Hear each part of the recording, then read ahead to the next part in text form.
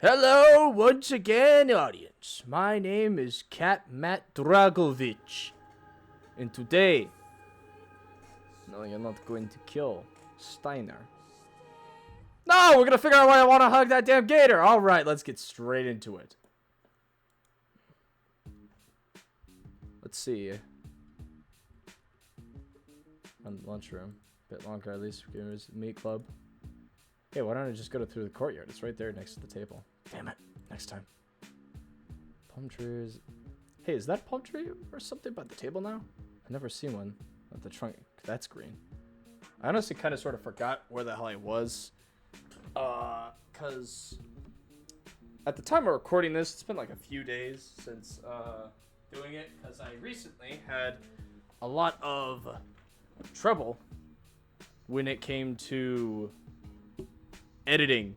Kind of sort of almost forgot where the fuck we are, so let us remember. I probably should have said that intro before starting. Anyways,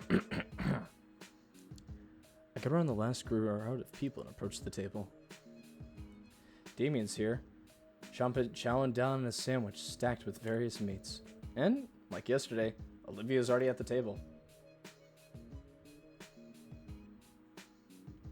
Hey Damien, you've seen Liz? I thought she was joining us for lunch. Without a word, Damien points to the palm tree next to us. Oh crap, that's no tree. I look up, see Lid's heads above in the rafters, prodding at the vines at the ceiling. The ceiling was a lot lower in the computer lab, so I couldn't tell as easily, but that neck is long. Anyways, hey Liz. Hey, go. Couldn't see you from up here until I heard you. Guess I'll go ahead and get my food from the vending machines again. Make my way over to the vending machines. I do the same song and dance I did last time. Card swipe and a few button presses earn me a couple cans of soda, 2 bags of chips, and a few candy bars. It's like when the teacher asks if you bought enough candy for everyone, only now it's true. I head back to our table and a bundle of foodstuff in my makeshift pouch, and I distribute them. Olivia gets her share, but she doesn't say anything. Ah, sweet! Anyway, why thank you, Ego. Damien, if you would be so kind... Already on it. Damien cracks open a can of soda just as Liz lowers her head next to him. She's wearing a novelty soda cap. What the huh? That's crazy. He then speed swaps the old can with the new one, almost like he's swapping wheels on a Formula 1 racer. Thank you. No problemo. Liz's head cranes back up to the top of the ceiling to continue eating the foliage. So, Nico, how's your day been so far? It's been pretty decent, I'd say. I'm mostly looking forward to photography since Ben will show me some good photo shots. Cool. Damien just nods, continues to munch on his sandwich. I think he's zoned out about halfway through my sentence. Oh, and Liz helped me submit my contest entry. Awesome! Can always rely on Liz to help you out. Flattery will get you nowhere, Damien. Just saying the honest truth. Liz entered the contest too, right? Everyone must be trying to win the cash prize. The money's okay. Liz comes down to get with a mouthful of leaves. Oh, god damn it. Hold on, I gotta... Her hands hold up a tray with each segment of a different sauce. What the real part of having your submission featured on a sponsored magazine cover in a featured article. How is she still articulate? Do you have any idea how long? How good that would look on a resume? Heck, I could probably get a scholarship with that alone. Whoa, you really do got all this planned out. What do you submit? She takes a moment to swallow her salad, then shares a huge grin. I submitted my best digital art piece. Oh, what is it? Here. The tray is set aside so she can bring out her phone to show Damien and me her entry. Looks to be a village town piece, very rustic and classy. Looks pretty good. Yo, that's cool. Looks so realistic. Thanks. Took me about a week to really blend some of the more faithful elements together. I based it off my grandfather's home from Old Country. This is amazing. You can't even tell the whole thing's digital art at all. Damien grabs hold of Liz's phone and turns it towards Olivia. Hey, Olivia! She jumps, having suddenly first stuttered. Suddenly made relevant to the conversation she was just spectating. What? I'm not giving these chips back. They're mine. I was just gonna show you Liz's entry. Olivia narrows her eye and leans on the image of Liz, and then she looks up at Damien and gives a quick nod before returning to eating her chips. Damien's smile falters a little at her minimal response, but he's back to his usual grin as Liz takes back her phone. Wow, Liz, I didn't know you were so good at digital painting. It looks great. Do you plan on being an artist after graduation? Oh, thanks. Well, no, I don't plan on being an artist per se. The plan is to be an antiques dealer, specifically with art. What's that mean? It means she buys the splatter canvases everyone else just uses for money laundering. No, it'll be the real deal stuff. That's the real market out there for it. So I'll be taking the AP business class and using the school's prestigious art program. That's actually why I picked this place out. There's a real elite section of graduates here. Oh, you're the school treasurer too, right? Sure am. I'm doing everything to make sure I'm ready for the real deal. I do love painting, though. It's just not an ends to a means. Maybe that's why I want to get into trading, so I can get the right people the right art they need. That's very thoughtful. I should start thinking of my future more.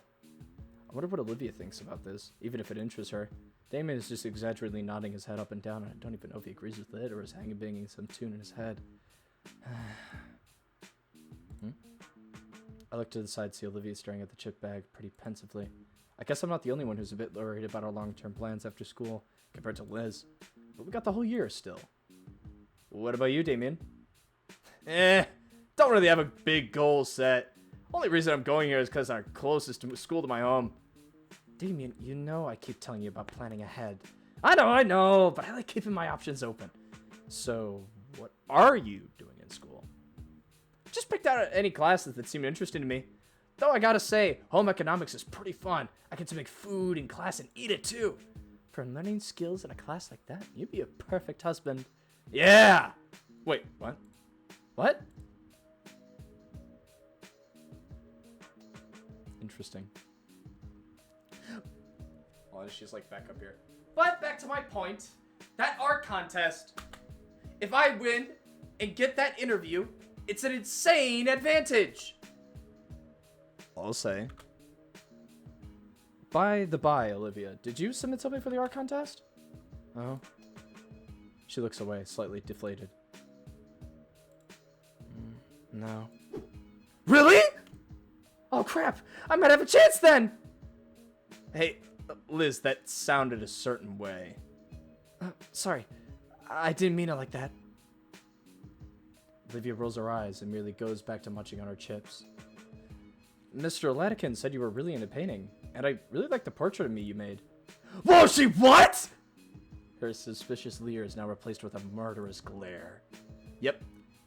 Yeah, lunch is the perfect time to eat my feet. I haven't actually seen any of her real work, only I've seen done out of boredom. Olivia's eyes close as she inhales deeply, air of neutrality returning to her once she reopens them. She looks down up. She looks me up and down, as though something will be different this time. Can't. What's that mean? Besides, even if I could, I could be looking for the best artists here. So you gotta show them that, too, with how good your art is. But I just don't want them to look at me and feel like they're gonna give me a reward out of pity. Damien's face is frozen mid-bite as his sandwich is losing meat integrity by the second. His eyes flick back to Olivia and I could practically hear the blaring alarm in his head as his brain catches fire trying to connect the dots. I want to be judged for my art and not... Olivia struggles to formulate the next words and lets out a weary sigh. It would just be feelings deserved. How? Yeah, how? Damien, shh! Has that ever happened before? Do people really do that? You weren't there for it. Some losers used to tell me to take advantage of it. Why not? That was a bad move. Dude, seriously? Why? So I constantly get reminded of myself? So I can't separate myself from my work? So I get complacent, being worse, so that I can eventually rely on it? So playing field can be even? That's a lot all at once. I'm not even sure I got all of that, but I definitely touched a nerve I shouldn't have. No, sorry. Olivia brushes her hair down. Look, I don't want to get awards and praise I haven't earned. I'm seriously not good. I really wouldn't win. She sighs and takes a long sip of cola. Can I see some of your work? No. Man, she really shouldn't put herself down like that. I get it. A lot of students here are crazy good at art. Some are probably better now than I ever will be. And they're just starting. It's pretty scary to think about. I mean, like that landscape of the city near the principal's office. Landscape? Hold on, I took a shot of it. It's a bit tough getting my camera out with all the books I needed for class on the way. I let the contents of my backpack, taking out my treasured DSLR, out last. After finding the shot in question in the menus, I displayed towards everyone so they could get the glamorous shot. A freshman made that painting. Just from looking at it, I could see why it won first place. I drew that. Oh. Her name is on it, isn't it? My brain finally makes the connections with the signature on the mural. That was you? Is it that much of a shocker to you? Quite a bit, yeah. It looks amazing. I mean, it's whatever. I had to do some dumb guy to help me out with it, so it's not like I was the one who did it all. So, when you say you can't enter, it's because you already won once? Yeah, basically. She looks away from us, eating her chips in silence. I've heard the expression of being one's worst critic, but I never expect Olivia to kick herself this hard. I'm mentally kicking myself thrice over just thinking about that last part. Whoa, something wrong, Liz? Did she bite her tongue or something? Why is she imitating one of those pitcher plants right now? Liz? Well, that's with the look, long neck. Just surprised to see you in better spirits is all. You're making it weird. Don't make it weird. Yeah, it's been ages, Olivia. To think a Randy like Inky here got you open up in like just 2 days. He gestures to me. What do you do, man? The girl in question freezes. Damien's thoughts, comments having thrust into her self-awareness. Ah, Damien! Olivia, wait! She's gone.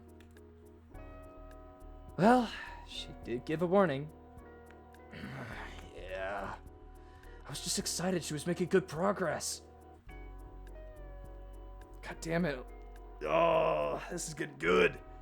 The rest of lunch we'd spent talking about Liz's art progress. Damien looked like he wanted to try to bring Olivia back into the conversation, but no one had any idea where she'd gone. Still, part of me thinks she wants to talk, so why doesn't she? Sadly, a question for another time, as Olivia's departure seems to signal the end of lunch. At least, Liz and Damien wave goodbye.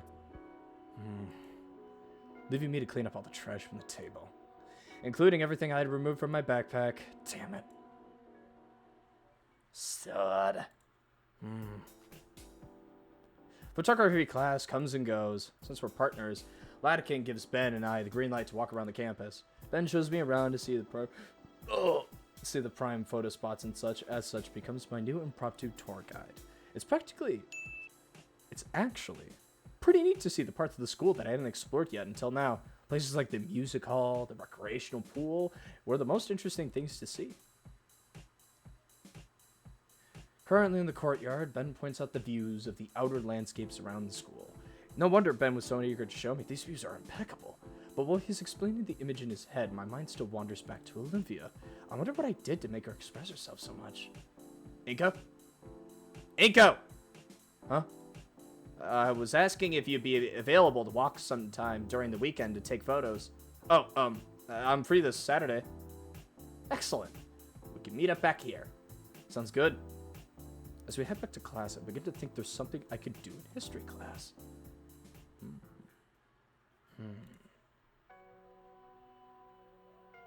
Back in history class, Miss Prockling continues prattling on about. And after a final offensive that left the entire city of Triceratops destroyed, the Chthonian hegemony was defeated, bringing an end to their crimes, both dino and humankind. With that, the Dino-Human War came to an end, and peace was finally declared after 10 years of strife. Of course, there was the matter of rebuilding and dousing those fires still burning, as well as with all the bodies and... Should I care more about Miss Prockling's lecture since history has extremely short cultural connotations? But man, this is boring!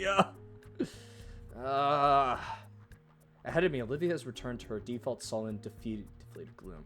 She's not glaring back at me, so she's probably over whatever that was. Or she still doesn't know I'm here. Boy, will that be entertaining to see. Assuming I don't end up with a mechanical pencil jamming through the lens. The other students are similarly bored, only occasionally marking down something whenever it sounds like they'll be on a review sheet at the end of the week. There is, of course, no more note passing today. Miss Prockling's effusion yesterday must still be on their minds. There won't be any chances given. Even though she doesn't seem threatening on her own, the consequences will be dire, especially if she can call Solly like that as her own personal enforcer. There's simply no getting around it. This is just a period we'll have to sit through, and there isn't even any solidarity to be had in our shared misery. It's simply the reality of high school history class.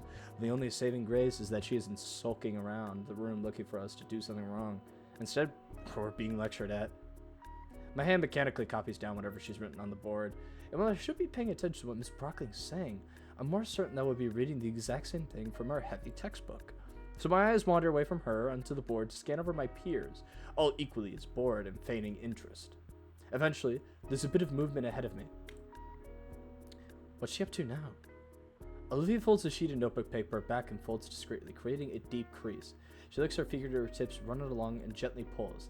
The paper rips along seamlessly. Oh, is she really risking it? What's she even got to gain? It's just a note-passing game. Maybe she feels bad because she got caught yesterday. Oh boy. Olivia passes the note to her left. The student next to her raises a brow, but surprisingly takes the note and immediately passes it on without looking at it. One by one, my classmates pass the note on to the next. No one dares to open the note and write something. I surreptitiously keep track of the note in the corner of my eyes and makes it circuit around the room. Thankfully, Miss Prockling's eyes are focused on the board when I feel a tap on my shoulder. I reach for my ear, took a scratch, and the folded paper is pushed into my waiting fingertips against my ear. As I feel the ridge against my earlobe, I chew my lip and feel the hiss of pain contained. Probably unintentional, but a paper cut still stinks bad, especially on a lunch freshly part. My fingers toy with the muddled paper now on my desk. No one else is bothered with it. I shouldn't exactly call it an empty canvas, but there could be potential here. There's a crumbly noise beneath my fingertips. Must have unfolded it while I was thinking. Looking at the sole note on my sheet, it's a pretty simple rat drawing with a very realistic hand next to it giving a thumbs up. There's plenty of space this time. Miss Prockling is preoccupied at the front. I doubt she'd even notice. The temptation is there, making my fingertips itch. I'm finally getting a real chance to do something fun in this sleep-inducing class. In fact, I have the perfect idea that will catch Olivia's attention. If that doesn't ruin anything, that is. She's not uncompassionate. Miss Prockling has a lot less tolerance for horseplay in her class. We probably wouldn't get another chance. And to go by Coach Sully's one-chance policy and how these guys aren't even considering playing along, I bet it won't even be pretty. Kind of makes me concerned for Olivia. I could just hold on to the note and give it back after class. Heck, Olivia would never even know. I don't even think she knows I'm in this class.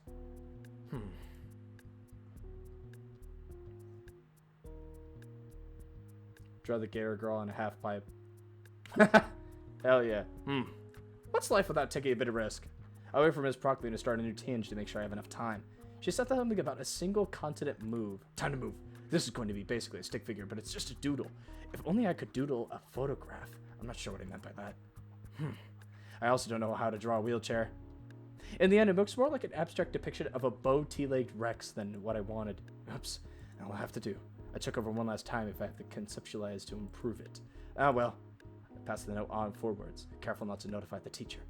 Olivia takes the note over her shoulder, once again not checking it. She seems to deflate a bit on opening the note, probably because of all the blank space. Doesn't look at it when she recognizes I did earlier. Maybe I should talk to her about it after class. I don't know. Doesn't seem like the okay thing to do. She just passed the note again. What? Once more, the person take the note, passing along without looking at it. Although this time it's a little more collectively annoyed. It probably won't go around again. Why the heck would Olivia send the note around again? Nobody's gonna change their mind and draw something now. Is it desperation? Thoughtlessness? Whatever it is, the note's coming my way again. Once I confirm it, I confirmed that yes. Once again, nobody wrote anything. However, there's a new doodle with an art with a flamethrower from Olivia. Cute. Alright, guess this time I'll draw... How about adding myself to the sketch on the half pipe? This time I'll depict myself as a stick figure. I'm used to trying to outside my skill for a note passing game. It's simple enough to do. Even include my sunglasses. Yeah, I'm liking this. Maybe I should also make sure Miss Procling isn't looking my way. Yeah, she's not right now. I'm in luck. Alright, time to pass this on. I pass the note forward once more. Olivia pinches the note between two fingers, still not looking back. I keep saying that, but it's not weird. Why would you not look back in that situation? She checks the note and looks a bit down again. She glances up the corner that I'd drawn in. Fuck, damn, that scared me. I nearly fall out of my chair with a sudden loud noise. There's a moment of unnerving silence before a voice speaks up. Miss Halford? The girl in question shrinks at her seat out of embarrassment. Sorry, Miss Procling. I saw a spider. Miss Procling simply sighs, muttering to herself and returning her attention back to the writing notes on the board. She turns her head back just enough to be able to make eye contact with me. While she eyes me with judgment, contempt, and curiosity, I see her hand is tenderly massaging the tip of her tail. Looking at the floor, I think she just managed to tip the light a bit. As soon as Procling turns to continue, Olivia scribbles something down. She turns to look at me a bit more, hesitating, then flicks the note in my direction. It completely misses me. I try to catch it midair, but end up stampering on my face and on my desk to get it. Ow! Mr. Nito, what was that noise? I palm my nose and sleeve to strain the injured eye open. Teacher probably meant foot stomping. I found that spider, Miss Procling. The teacher grimaces. That better be cleaned up by the end of the class then, Mr. Nito. Yes, ma'am. I breathe a sigh of relief as my excuse weathers Miss Procling's stare. She turns a few pages in the textbook lying on her desk, instructing the class to do the same as she searches for something. She's distracted. I can finally see what Olivia drew. There's now a surprisingly detailed dodgeball whipping around my stick figure's head. I want to be upset, but I find myself admiring her motion lens. Seriously, she should be an animator. I mull over what to add and settle on giving a large rat with sunglasses as well. A few seconds later, he looks twice as cool as before. I look up at Olivia, pondering how to get it back to her when a sinister idea comes to mind. Her hood hangs open as it rests on her back. It's a tough shot, but... Bingo! Olivia scratches the back of her neck and finds the note. She looks back at me with squinted eyes, judging my intent and scanning me for foul play. She mouths something at me, a question, I think, but I'm not the most lip-apt reader, especially when said lips are twice as long as a human's. So she unfolds the paper, and seconds later, she's already added a new sketch and folded it up. The note lands neatly on my desk this time, and I expect the latest edition. More rats, decidedly non-rat activities. I wonder what she'd think of cats this time. We continue passing the sketch back and forth, adding new sketches and adding others. My fingers are starting to tire when Miss Procling addresses Olivia. Alright, Miss Halford, you may leave now. Everyone else, you may take the last 5 minutes to start on your homework. Olivia takes her time to pack away her supplies, occasionally glancing my way. Gone is the paranoia. It's now just plain confusion. As if I wouldn't mind playing a little of the doodle game thing with her. Even if she was out of the room, I notice her eyes are still on me. I give her a wave goodbye. She seems shocked by that, turning her head and finally passing through the doorway. Alright then. Homework. Crap. It only now occurs to me that there's a pretty good reason the teacher doesn't want us slacking off in class.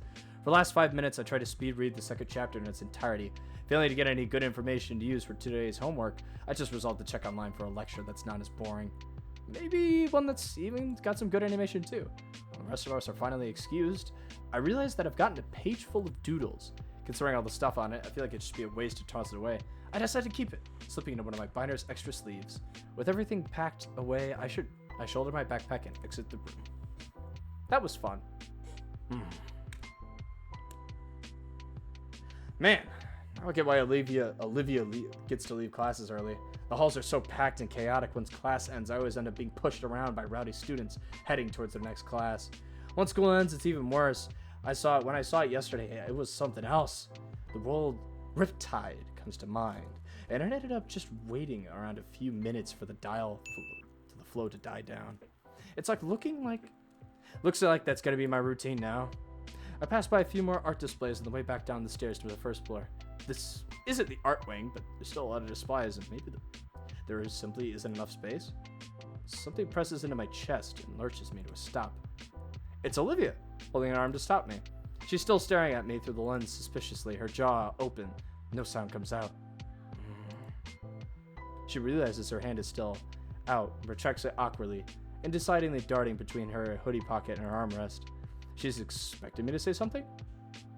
Oh, the note maybe. Hey, you could have told me. Huh? That you were in Miss Brooklyn's class too. You could have mentioned that. Sorry, I guess I was aiming for a bit of a dramatic reveal there. She brushes her hair aside. Well, whatever. Later, I guess. Why did you stop me out here? She stops her chair mid-turn, gives the air her gray eyes contemplating the dirty floor. I don't really get you. Olivia's eyes turn back to me, and I could see her nervousness in her pupils. Why do you care? Why, indeed? Well, I guess the main reason is I want to be friends. With me, though? Sure. Those tiny movements, in which I see the Gator girl hyper-anime come to mind. I can't help but smile. Those small shows of just genuine feelings. I think Mr. Lidekin was right, honestly. Olivia hums in disagreement, finally turning away. Ah, crap, maybe it was a bit too forward of me? I swing my backpack around so I can reach it. I still have that note. No? What, with the doodles from class right now? Why? Just figured you want it. It's fun filling it out and all. Just as I'm about to pull my binder out, the Gator girl looks at me and shakes her head. It's just doodles. You could throw it out. Keep it. If it's so important. For the briefest second, I swear I saw her mouth form a tiny smile.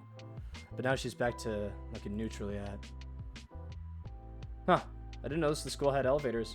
Why don't more people use it? She flashes the key from her pocket. So it's part of her accommodations. Makes sense. By now, the hallway clears up a bit. The elevator arrives and Olivia rolls in. She moves her arm to push the button and jams the key in the slot. What's she look for? You coming? Oh! I slide inside beside Olivia just as the door closes.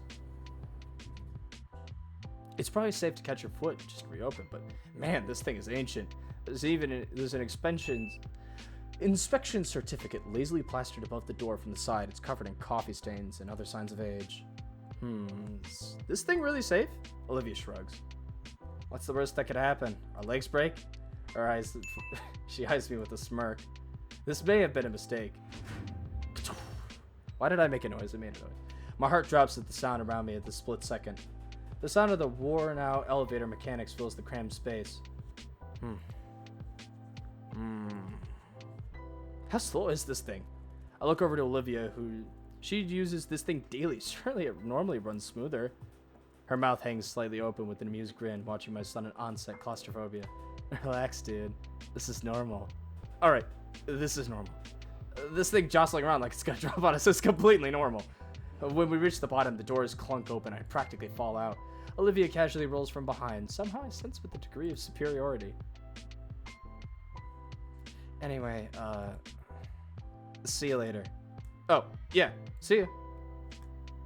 Olivia rounds a corner and I'm left by my lonesome. My senses return to me and I start making my way to the metro station. Yes! As I make the journey home, it strikes me how much progress I've made with Olivia. It definitely... What's this? No, I don't care, Fat Shark. I only care about the new class with Dark Tide. It's definitely still in an awkward phase, but I can see she's opening up little by little.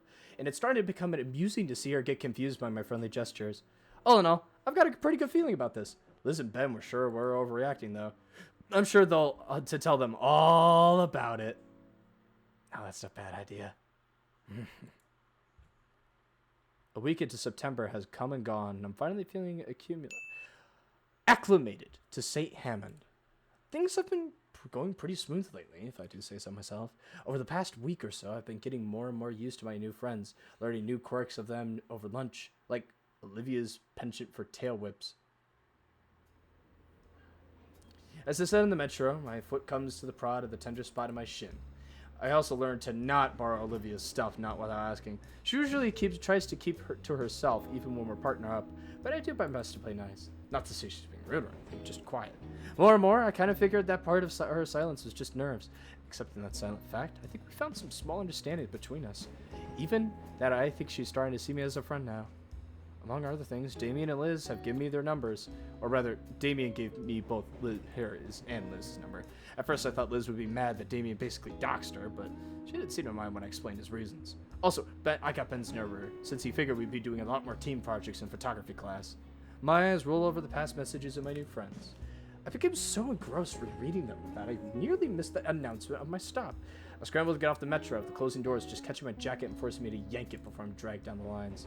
Not gonna let that bring down my mood, though. It's Friday, meaning that after today comes the weekend.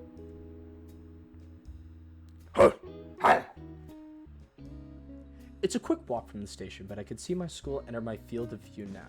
Oh, autumn is hit. That's cool. The school looks completely barren. Is it closed? Weird. Look around some small stones surrounding the school, ones that are staffed by students. They're empty.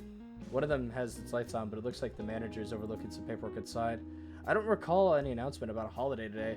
Well, I admit I have forgotten about it in the past. It's certain it's a Friday. So, where is everyone? Even the entry school is barren. Doors probably won't even open. Yep. Hello?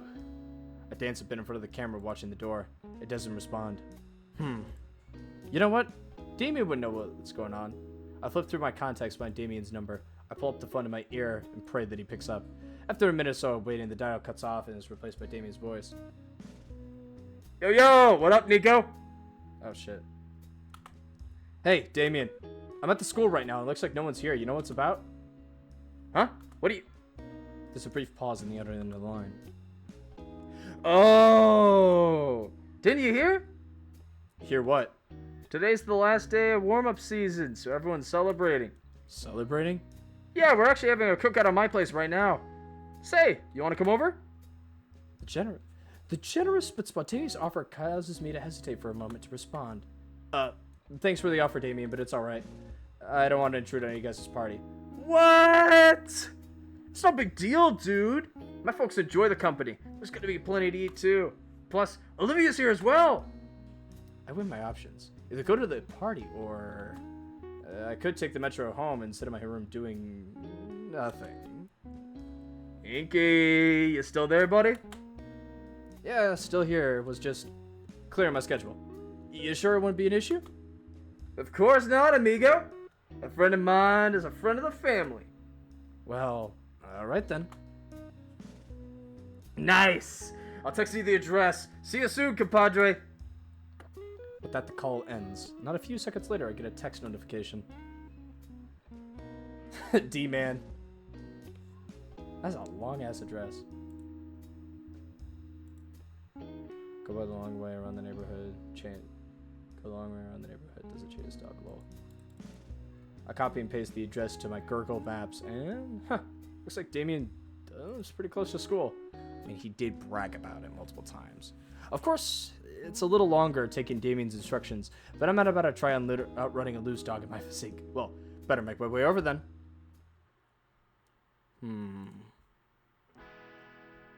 Ooh. 6'11", 89, 6'11", 91. Ah, here it is. 6'11", 93. The house looks pretty standard for a house in this neck of the woods or neighborhood. It's a one-story place, but it looks pretty spacious. Definitely a family home. I walk up the stones to the path to the front door and ring the doorbell. Grocery bag wrapped around my finger is starting to chafe a bit. I could have come here right away, but I felt bad coming empty-handed, so I got something for the party. A simple salad bowl from one of the local stores on the way. Doesn't seem like much, but my mom taught me it's courteous to come to a party with something. Actually, I realized how ill-prepared I look for an end-of-summer celebration. With Damien mentioning a pool, everyone must be wearing casual clothes or swimwear. Anyways, I'm looking over the formal. It's not like I could have brought a swim trunks to school. The door swings open and out steps Damien. Nico? Oh man, you're crazy early. You came bearing gifts. Yep, here I am. Didn't want to come empty-handed, so I stopped by the store and got a salad. Ah, you didn't have to, dude. Seriously though, you didn't have to. My family and I are carnivores. But thanks. Still, it's not even like 10, man. Oh, you didn't give me a time, so... Nah, that's my bad. Still, since you're here, already come in? Well, don't I feel silly? Damien still accepts the grocery bag and chucks it off to the side somewhere. Come on, everyone's out back right now. He turns his back, making the sliding door opposite end of the house. This is a raptor Jesus. Oh, man. Following after, I barely have time to take in what I think is his living room and dining room. There's a number of toys strewn about, from dart guns, loose game controllers. Damien opens the glass door and gives me a small push outside. Ooh. Hey everyone! We got a guest already! Stepping out of the wooden deck, I'm surprised to see a pool and yard. To the left of me is what looks like to be an older, heavier set version of Damien. Oh, howdy there. Hello, sir. I'm Inko. He shifts the barbecue tongs to his right to his left so he can shake my hand. Randy Payne! You can just call me Randy, though. I hide my grimace as we shake hands, feeling what I'm guessing is very sticky marinade now clinging to my palms. Didn't think someone would come this early. I just finished getting the good stuff all sauced up. As soon as he lets go, he focuses back to the piles of different meats headed up on the grill. Meanwhile, I grab some nearby napkins to wipe the sauce with my hand.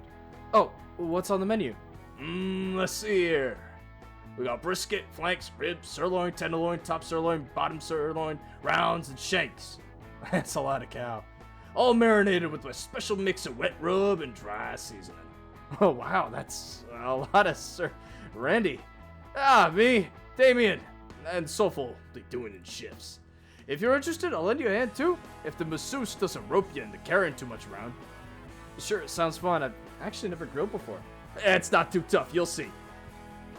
Now that I'm here, I can finally ask Damien the question that's been on my mind. Hey, Damien, so I've been curious this whole time. What exactly is this celebration anyways? Oh yeah, I haven't told you yet. Well, you see, Before Damien could properly explain, a motherly voice cuts him off. Damien, sweetie, you should keep your baby brother waiting any longer. At the mention of a younger sibling, a tiny Damien clone jumps over the deck railing and... Acid punch! Oh god, why? Why? Finny! Look, bro, just like Power Raptors, I told you I could do it! I am so sorry, Inko. Vincent! This is why I don't want you watching those violent shows! The younger dino isn't listening. He's already run off to another victim. You alright? Yeah, I'm fine. Was that really acid? No. But here, you should wipe that off. Now. I take the towel handed to me and wipe off the splotch on my pants from where Vincent had punched. Dilophosaurus spit only gets more aesthetic after the reach puberty. I begin to rub the spiral a bit more urgency. Thankfully, he's more me than his mother. Otherwise, you'd need a new pair of pants. Wait, that's an actual thing? Randy laughs. So you must be Damien's new friend from school. Indeed I am. Damien's mom's head pops out from the side of the deck with a tired smile. Hello, ma'am. Thank you for having me. Oh, I didn't know we'd have guests so soon. I would have cleaned up more. You could just call me Sophie, dear. Speaking of which, Damien told me that you were there. Why'd you be going there of all days? Honestly, I didn't even realize that today is a holiday. Usually I mark them on my calendar, but it must have flown over my head. It's no worries then. It's mainly us dinos who celebrate it. Yeah, Damien told me a bit about it, but I'm not sure I fully understand. In that case, I'd be glad to clue you in. It's called Summer's End, as today marks the last warm day of the season. After this, fall and winter start rolling in. Huh, interesting. Well, this will probably make me sound stupid for asking, but how come you celebrate it? To put it simply, cold might be manageable for warm bloods, but for us reptiles, it's no bueno. So we spend the last day soaking in the sun, enjoying the warm weather before it starts getting chilly. That makes sense. Next thing you know, everyone's wearing extra layers and putting up the heat lamps. Though apparently it's used to ice age levels of frigid back in my granddad's age, so I guess we should consider ourselves lucky. Otherwise we'd be nothing but a couple popsicles with the tails for sticks. God damn, I called it. The patriarch lets out a laugh that's as infectious as his son's. He wipes a tear from his eye as he goes back to flipping the meat on the grill. Anywho, we're gonna start cooking up the food, so make yourself comfortable. Thank you, sir. I mean, Randy. While Damien's dad attends to the grill, I move to the banister overlooking the pool. It's filled with a couple aquatic tools and air-filled floaties. Man, I wish my place had a pool. Well, I do have extra jeans at home. Ruining one pair wouldn't be a big issue. Nah, on second thought, it'd be really annoying with having to dry off and go home. I wonder how deep... what the hell are you doing here? I was invited? Focus on her face and not the other things. What the heck are you doing here? I live here, moron. Crap. Right. Damien told me on the way. Anyways. No, really. Why are you here? Nobody was at school when I got there. Huh? Yeah, I checked the doors and everything. They announced the holidays yesterday in homeroom. Didn't you hear? That's what Liz said over the PEA yesterday? I thought it was the school's anthem or something. Huh. No wonder everyone was staring as I saluted. Must have not been paying attention. But yeah, I asked Damien what was up. He said there was an evening going on and invited me. Olivia's sinks have been to the water. Actually, stupid question, but... Are you really okay to swim? There's that glare again. Of course. Why wouldn't I be? Well, you know. Thankfully, she gets what I'm saying. Sorry. She simply rolls her eyes. I like it in the water. Kind of wish I knew about all this earlier. What about my trunks? Ew, no. I'm not sharing my pool with you. Why not? Instead of swimming. Instead of answering me verbally, tail whips to you like a large wave. Yo, go check this out! Olivia takes the opportunity to sink back into the waters. I think she's doing a weird version of the dead man's float. Oh, well, whatever. What Damien was yelling about. Yeah, Damien? Well, first, my little bro has something to say to you. Sorry for giving you an acid punch, Inky. He looks like he had been taught his younger sibling about my nickname, too. That's alright. Vinny! Vinny extends his hand for a handshake, though it's obscured by his sleeves. And secondly, we need a few chairs out here. We got some folding ones, but some are from the kitchen. Got it. They're cheap wood, too. Not real heavy at all. After the chairs, we could do the table together. I'd be pissed if we got that dropped. Why? It's the only one we got. And after everything's set, we can play something fun, okay? Vincent grins and bolts back towards the house. Damien chuckles and we both follow after the kid. Ah! The table drops a few inches from where we lifted and hard crashed back on the tile.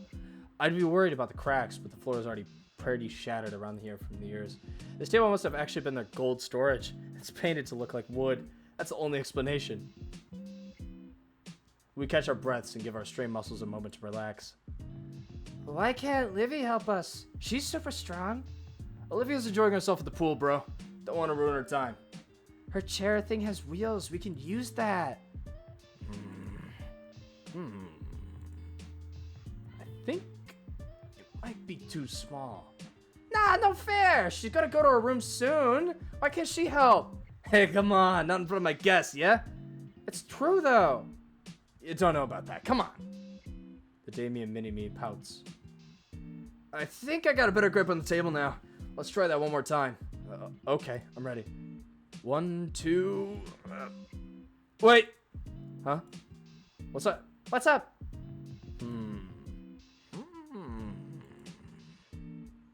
Oh!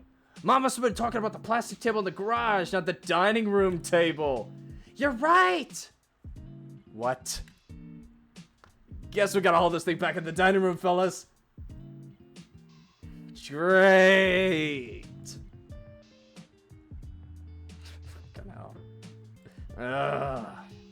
After getting the suspiciously heavy table back inside, Damien and I carried the much lighter plastic out and out of the door. As I catch my breath, I noticed the younger dinosaur was gone. They ran off to do something else. Either way, I guess now's the time to ask. Hey, Damien. Yeah? What was that thing about Olivia going to her room? Huh? Oh, yeah, so, an awkward silence falls in the room for a few moments. It's just... She doesn't really stick around for family events like this, is all. Regular introverted stuff, you know? It's no big deal. And your parents are okay with that? Why wouldn't they be? She's her own person. Right. She usually makes appearances for food, though. Hey, speaking of food, you want to go check out the grill? Why? There's no way the food is done by now. I know, I just like the smell. Oh, all right then. Sweet, let's go. As we make our way over where Damien's dad is manning the grill, I catch a whiff of the spices and marinades applied to all the meat. Sophia accompanying him, helping him place the meat on the grill. How's it coming along, Pops? You know how I like them? You know how I like Avid, son. Have a look for yourself. He steps aside, let us graze at the variety of barbecue over the flames. The smell of it, the cooking,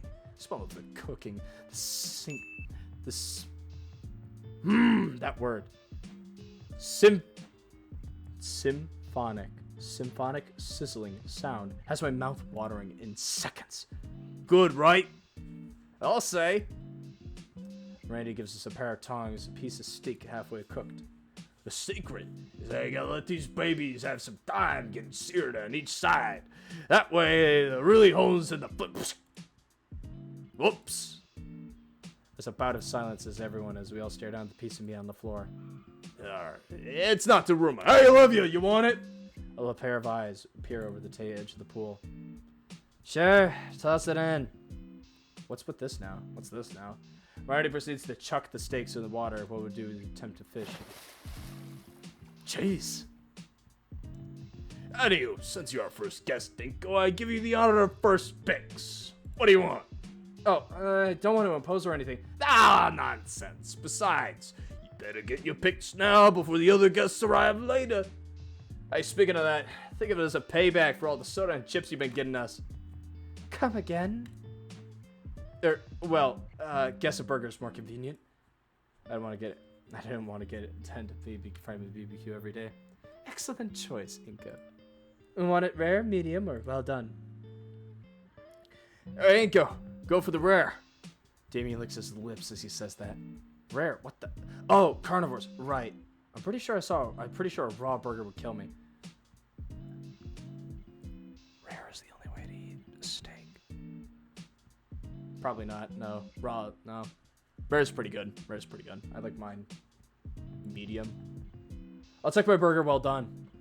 Yeah, man. Yeah, I'm sure you want ketchup with that too, huh? Come on, Damien.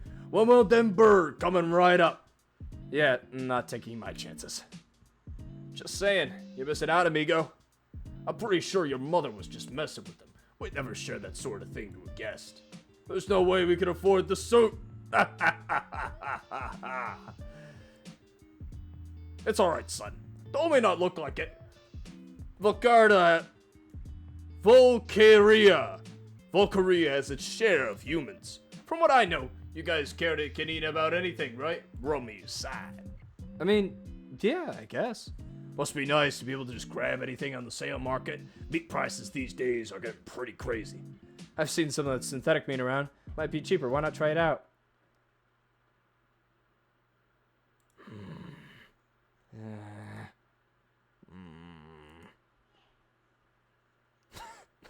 Even the grill's pissed at me. Sorry. There's the one taboo I stumbled into head first. Noted. I, better change the subject before things get any awkward. So, hey, Damien. I'm curious about this whole thing. What exactly is Summer's End celebration anyway? Did my dad tell you about it earlier? It's the last warm day of the year or whatever. Yeah, I get that part, but why is it a holiday? Ah, that. Actually, I don't really remember either. Guess I should have been paying more attention in school. It's a bit concerning that he doesn't know much considering it's his own culture he's currently celebrating. Actually, it probably doesn't even need a reason. Why would you? It's the last warm day of the year. Any excuse for get-togethers is fine in my book. The kid flumps down hard on the grass in the way children can without shattering something. Ah! I gotta get all that stuff ready. Ah! You ain't gotta go to school! It's nice and warm, it gets real all good! I think those Mayans had the right idea! Vinny! Mayans, yeah. Hey, aren't you... Alright, it's about ready. It's about time the guests showed up too, isn't it? They'll be here any minute. Oh, Olivia! Across the yard, Olivia contentedly drifted to the middle of the pool. Though a look came from her face upon hearing Damien's mom, she began paddling towards the raised deck. Are you going in soon? Yeah. Are you sure you don't want to wait until the others get here? Yeah. Yeah, wait till the food's ready so we can all eat together. I'd rather not. I just have a lot of art stuff I have to do. Sorry. Damien's little brother steps out from the small deck. But you said we play sometime today! She tries to back her uncertain tone up with a shaky smile. Maybe later, Vinny. Have fun? She drifts herself in the pool and kneels atop her chair. I'm confused about how her legs work, but my best guess is that they're probably only do above the knees. Turning about, her hands carefully on the wheels, set chair footrests. Finally sitting in her chair, Olivia rolls herself to the sliding back door of the house. I think the table is just about set. Now we are really waiting on the others. Damien, has your friend texted you at all? Yeah, Liz says she'd be here about now. Oh, it's Liz? Nice. She's bringing her uncle, too. Oh, snap, that'll be nice. I'll bust out the brewskis then. In fact... Damien shows his eyes as they look upward behind me. I turn too, but I can't angle and see anything. Yeah, I think they're in the front yard. Oh, go get them. No, that was Damien. Arrgh! Damien brushes through the back door of the house. A moment later, he emerges again as if to show off the new guests. Come on, don't make it weird. Hi, everyone. Oh, Inko, you're here too. Yeah, I got roped in. Neat. Come on, Uncle Mike. Oh, I have one of those. Hey, I'm not that old. Oh. Oh my goodness. Oh my great goodness. A giant figure lumbers through the doorway. That's not what I told him to get. Hey, Michael! Randy, how have you been? The two pat each other's backs and give a firm handshake. Doing really good, doing good. How about yourself? What's with the ridiculous get-up, Mia Grandes? No, nothing like that. Just been trying to put a bit to the younger generation recently. It seems we're just too different these days and all. Oh, come on, leave that stuff to the kids. Then he sees me. Huh. Mr. Ferris? You know him? Yes, we've met. He takes the same train as me. He's been helping me out. Recommendation, like recommended I try this chain out. Liz jerks her head in my direction furiously. I'm gonna get it later. Oh, God, I'm really regretting that handshake now. I think he popped on my phones at once. Oh, God, that must have felt painful but good at the same time. Oh, food will be ready soon. Inko, your turn on the grill. Oh, don't worry, kid. All I gotta do is keep an eye on the meat, make sure they don't catch on fire. I'm somehow gonna fuck this up, alright? Damien's father leaves after I nod. The rest too, heading off to where Damien, Vinny, and I set the chairs and table. Turning the grill with a grimace, I swallow my nerves and take up the tongs. Right, nothing to worry about. Okay, nothing bad so far. Hey-ya! Ah! Oh. Sorry. Hey, Liz, what are you doing here? Oh, everyone else is talking about Randy's cooking, and I figured I'd see what's on the menu. What do you think you're doing? Why on earth are you getting my uncle to dress like he's going to be in a music video? He asked for help. You thought that was gonna help? Yes. He just didn't take it right. Across the yard, Vinny's jumping at the shiny object. Mr. Ferris caves and lends it to him. See? Problem solved. Ignoring Vinny now strutting around like a gangster. Oh, man. Whatever. What's actually cooking?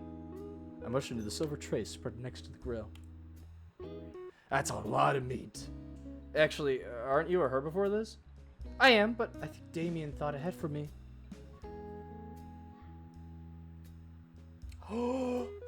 Wait, wasn't that the salad I bought?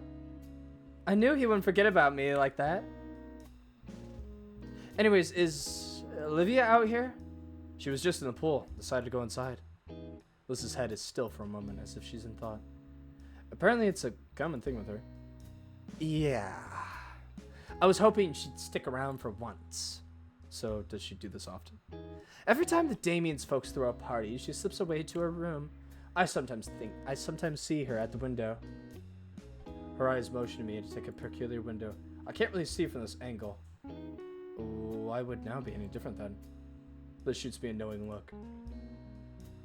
What? Well, I figured since she was opening up a little to you. Oh my, what the fuck? Where am I? Where am I? What the fuck just happened?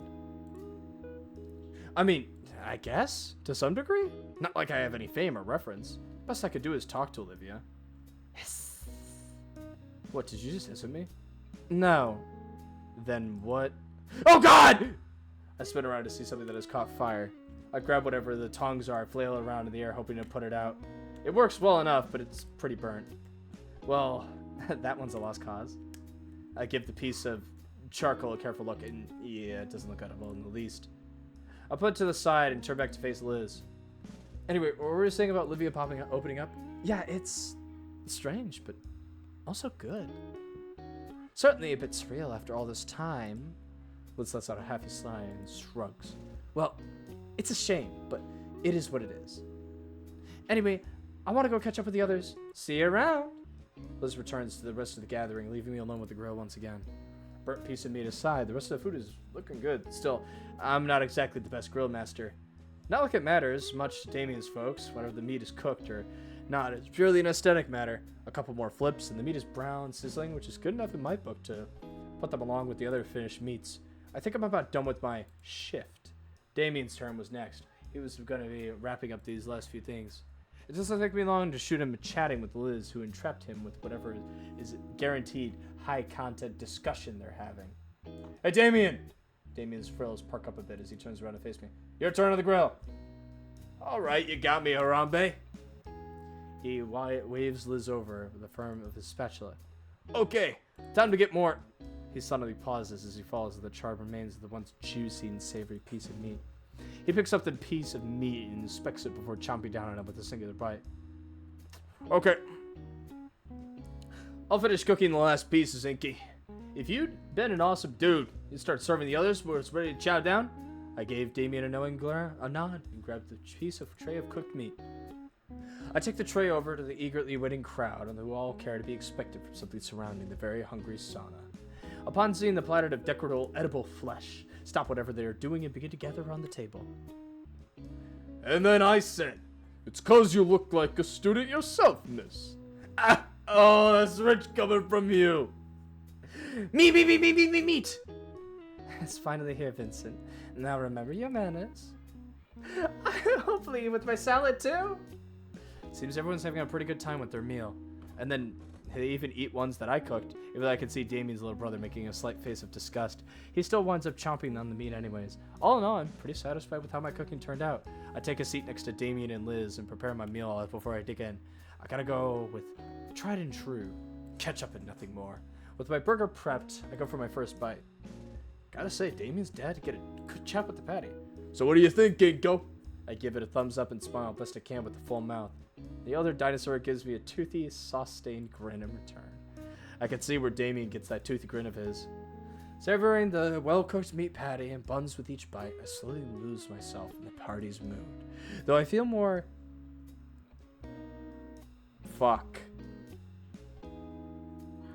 I feel more ancillary from it. Seeing adults and work while Damien and Liz handling with exceptional vity, humming around like a mouthful of my burger, my eyes wander.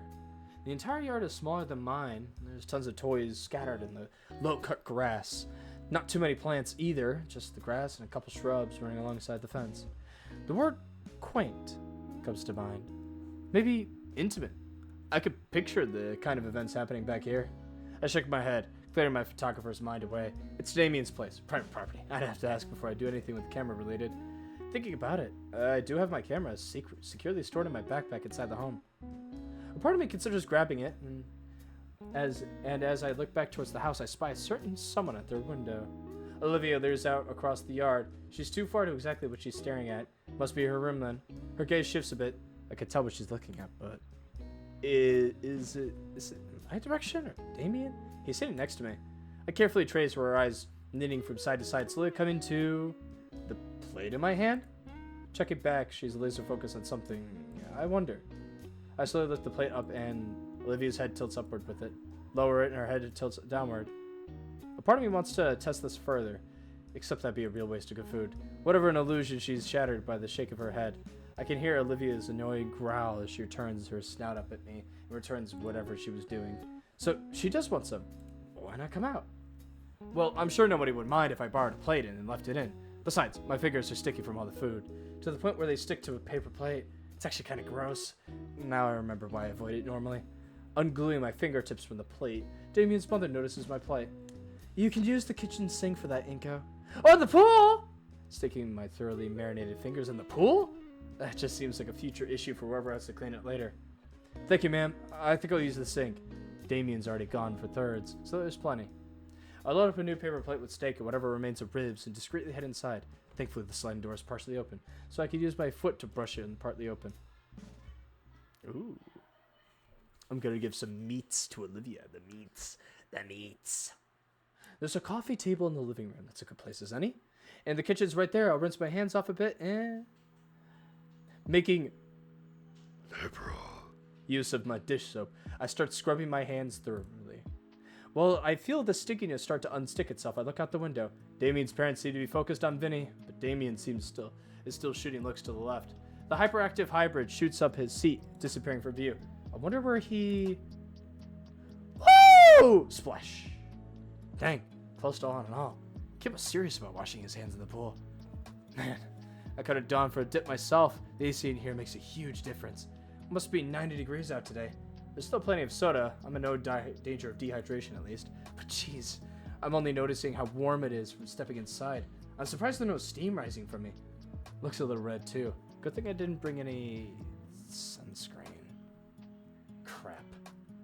It's not that bad yet. Maybe the Payans have some sunscreen around. No, they're reptiles. They wouldn't have any. Maybe I'll just have to deal with it. My knuckles start hurting from them being wrung so much. The smell isn't gone yet, though. Anyway, I should be enough to clean too. Both of us stand frozen, locked in a staring contest. The steak shoved in her mouth, she stares like a deer caught in the headlights. She suits the steak back on the plate in her lap and grins the inside and grips the insides of her sleeves. It takes me a moment to collect myself and muster up some conversation. Yeah, your delivery came in. You want a soda with that? The joke goes unlaughed at. I tried. May as well.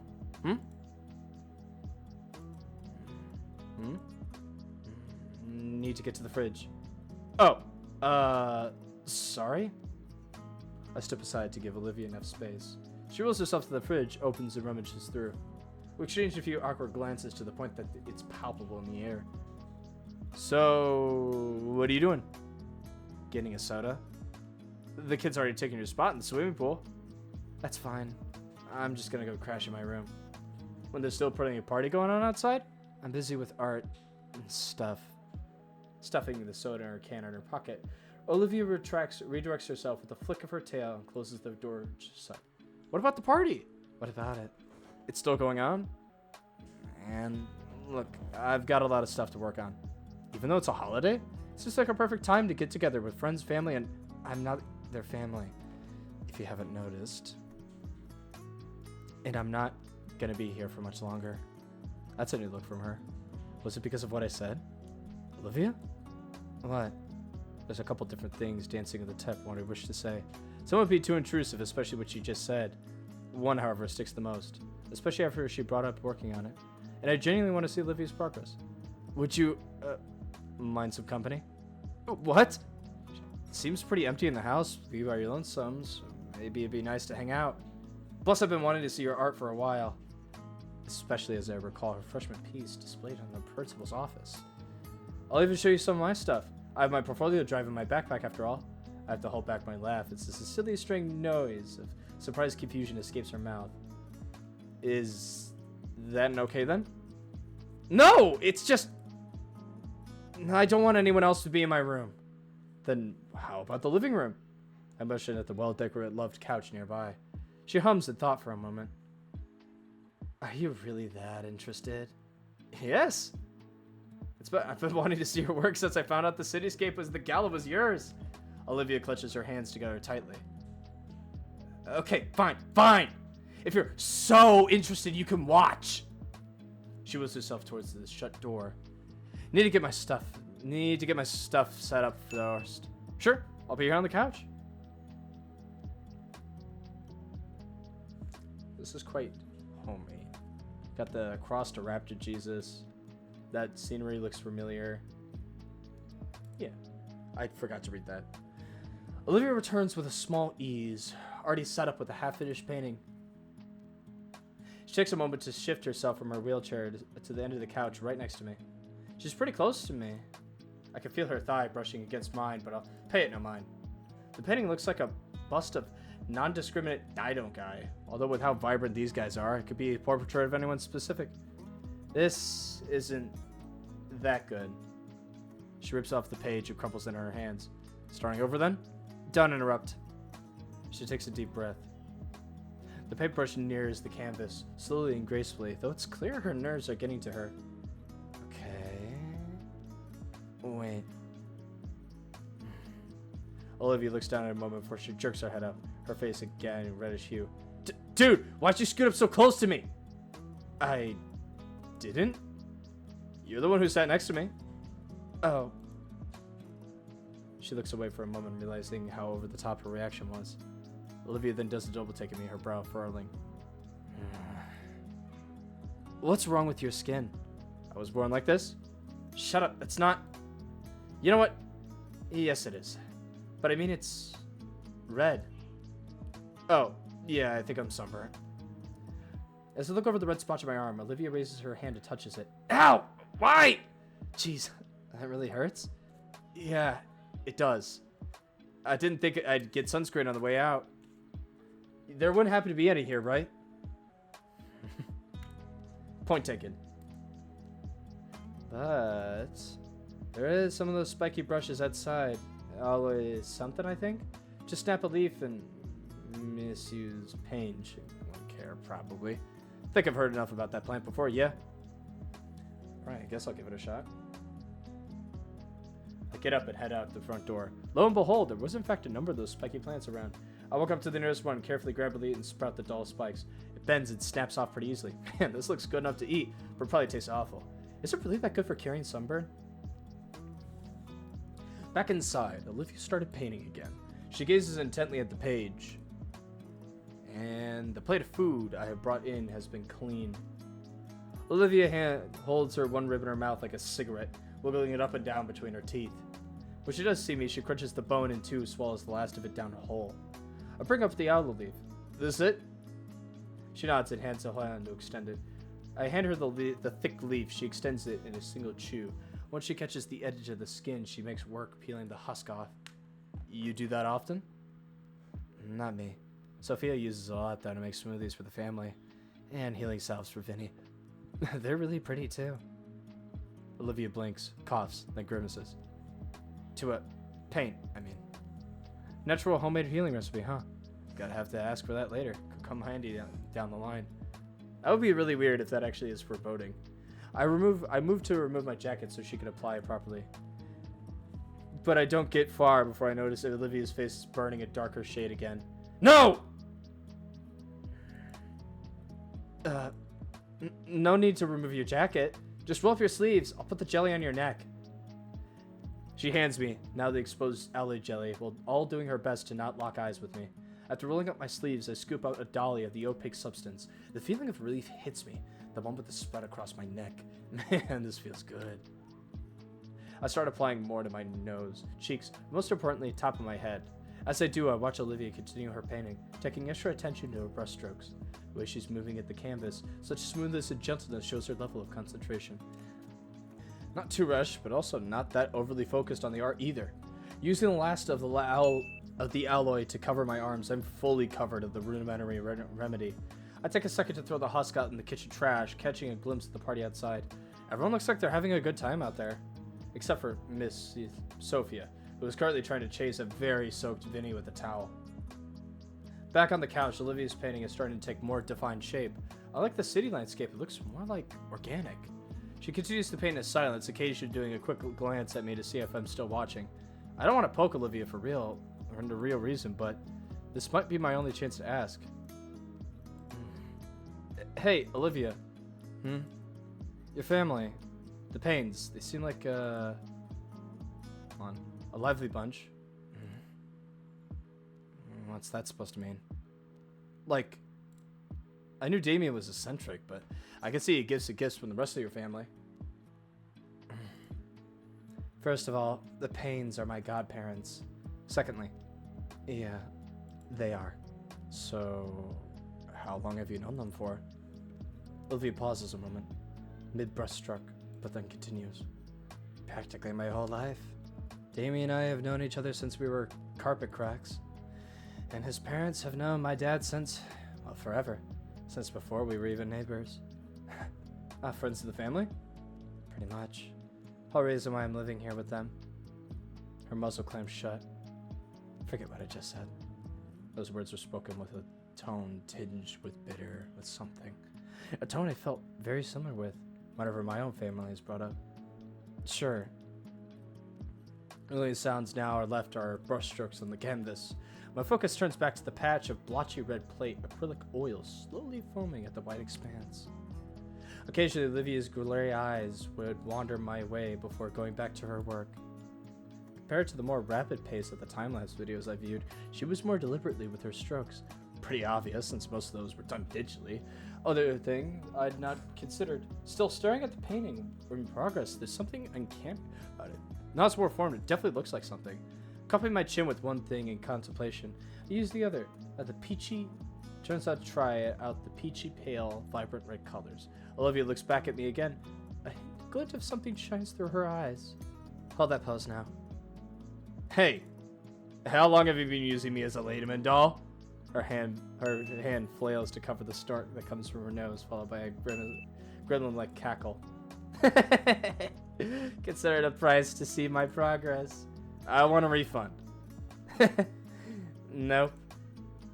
Looking at it again, it's slowly becoming an oil bust on my burnt face.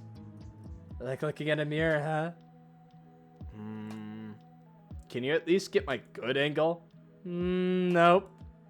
Turning back to the mural di melanoma. Mural di melanoma.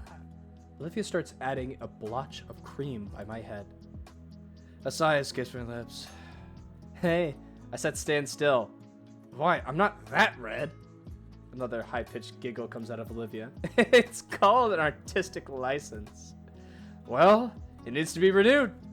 Despite being the butt of the joke, I feel myself smiling. Must be the new sounds from her. It's the first time I think I've ever seen her happy outside of Mr. Latikin's class. Yeah, that laugh of hers is kind of infectious. The silence returns, though. The mood feels much lighter now. I feel so stiff right now. I don't know how long I've been holding that pose now. If I had to guess from the sunlight flickering in the house, it's not been but an hour. Mural del melanoma. It was almost done, and it was staring back at me with the most intense eyes. Olivia's attention was on the left, and one final detail, a hand holding my chin. I'm thankful she finished the sunglasses first, because the reflected light from the shading back door had seared my retina.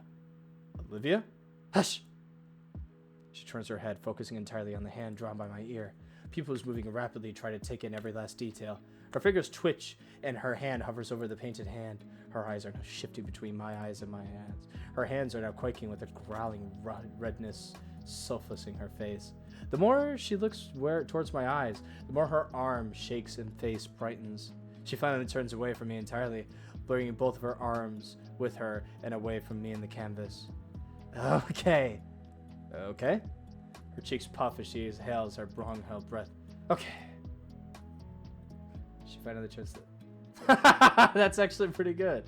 She finally turns her cherry red face canvas and inspects the near complete portrait. I'll come back to this later.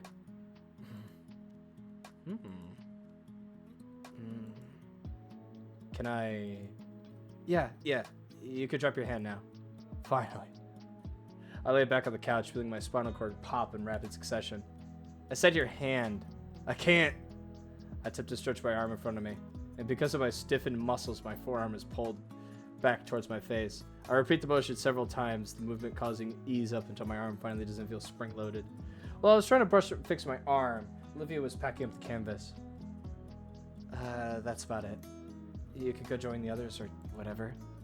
She drags the canvas, easel, and acrylic tubes back to her room. I wonder if she'll keep that one. I wonder if she'll stay in her room again. I must have been inside for a while. I don't think anyone outside has noticed we've been gone. Vinny and Damien seemed to accept that Olivia would stay inside, but...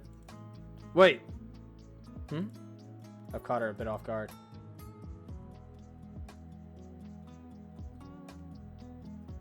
You know what?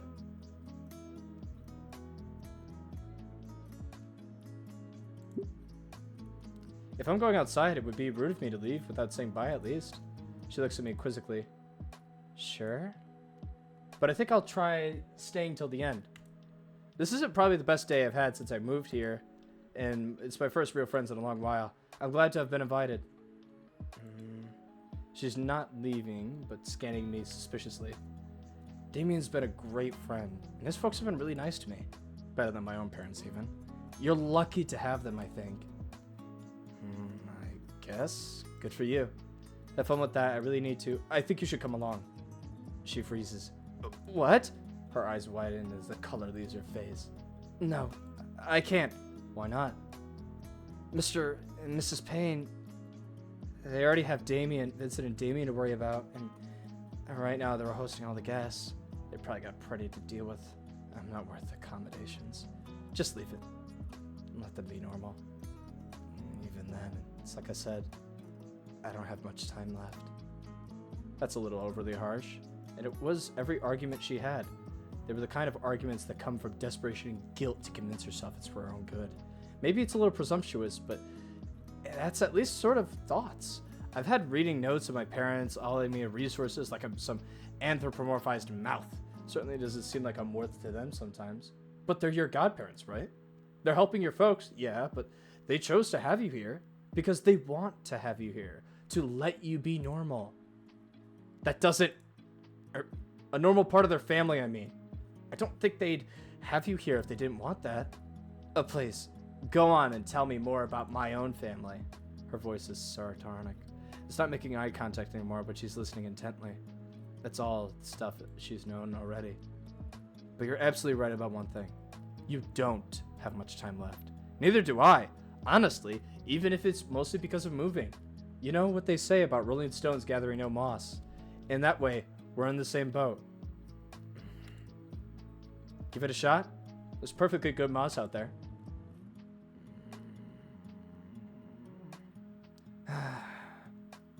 Okay. I'll try it with you. That analogy was pretty dumb, but you're right. Yes! Yes! Yes! Yes! Yes! Yes! Sorry. I got a little excited. The back door squeaks back open. Even with my sunglasses, I wince at the sudden brightness. I take a step out and stretch my back, working out the last bit of stiffness from my shoulders. Olivia still waits at the threshold of the door. What are you waiting for? A curtain call? With a grin, I draw the sliding door even wider. With a beckoning wave, I attempt to usher Olivia out as if I was her personal attendant. Cut that out. Don't make it weird. Despite her words, her tone is more humored than annoyed with me. Relax, nobody was even looking. But it does look like there's definitely no more food left. About right. As Olivia rolls down the small wooden ramp, I hadn't noticed we catch Damien on the bottom foot steps. Olivia? At the table, head turns towards us. Etched faces to most of them. Instead of answering him verbally, Olivia's hand comes up to him in a nervous way. The rest of the party resumes their previous discussions, although maybe a bit livelier than before. Cool. Cool to see you out here again. Hey, Damien. Why are you all the way over here for? I can't stand to be by Liv's uncle when he's eating.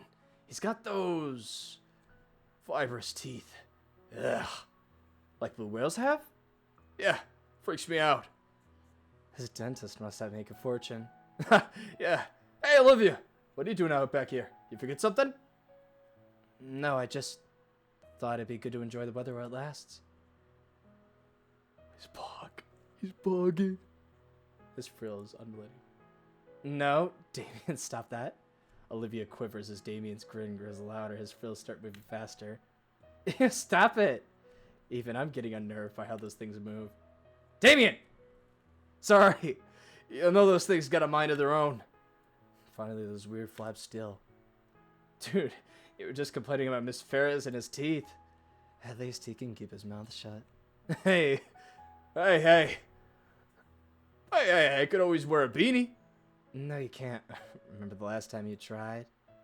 Both Damien and Olivia share a laugh over something they're pretty privy to. When they finish, Damien asks the million-dollar question. So, are you gonna join in, or? She turns her head my way. I give her a supportive thumbs up. Yeah. Damien finally stands aside for the step, and we all start heading towards the table.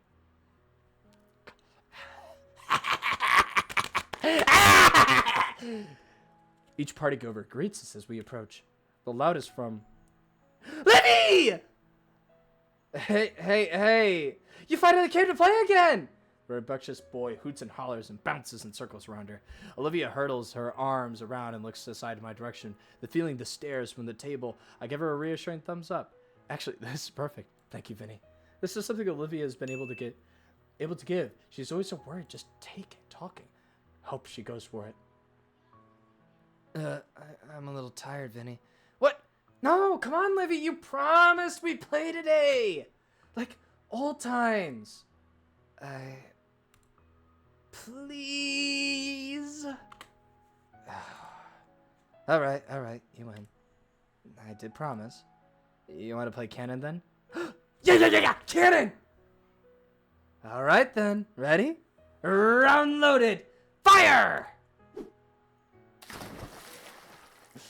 Oh god, that was a bad idea. Woo! Randy! Relax, Soph. Vinny's still young. Michael, Vinny, be quiet. Careful. I'm okay, Mom. Hey. Have you gotten stronger, Olivia? No, shut up. Anyway, can we do it again, Liv? Olivia smiles and pats his head. It's weird seeing it, but as he readies Vinny for another launch, the Gator girl has a bright, toothy smile I thought she never had.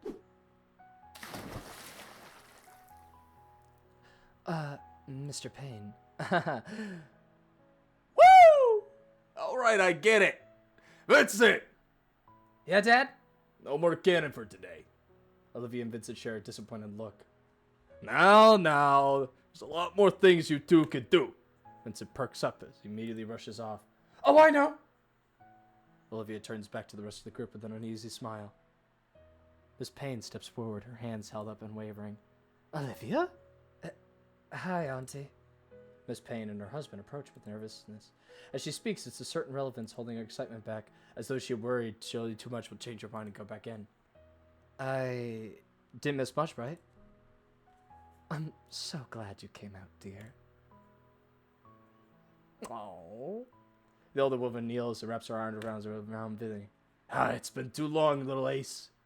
Randy's hand ruffles her hair as they arm both encircle Olivia and Sophie. Olivia does her best to avoid his palm. Oh. I can see the tiny smile in her face. Hey, where's my hug? Where's my hug? Time seemed to pick up after Olivia had come out. Damien and his father returned to the grill while managing to cook a final serving of meaty goodness for an early dinner. I decided I could go for seconds and get a few scraps of this and that. I nearly dropped my food when I get the rough pat on the shoulder from behind. It's Mr. Payne. He looks at me with a thankful smile. Miss Payne and Mr. Ferris had continued the conversation until Mr. Ferris's throat ran dry, and the rest of us had content with a hyperactive child with an armory of foam dart guns. I felt bad for Liz. She'd become a one-woman shooting gallery for the boy, and Olivia, and me, and Damien. But at least he looked apologetic about it. But now things are winding down. The food is officially all gone. Everyone is exhausted physically and mentally, and yet thoroughly satisfied emotionally. Olivia pats me from behind, having returned the pool to cool down and stretch out. Oh, Jesus Christ! think I gotta... There was just one last thing to really cap this off. Okay, everyone. Oh, this is epic. Oh, this is epic. I hollered, try to get everyone on the desk, especially up and nicely for me.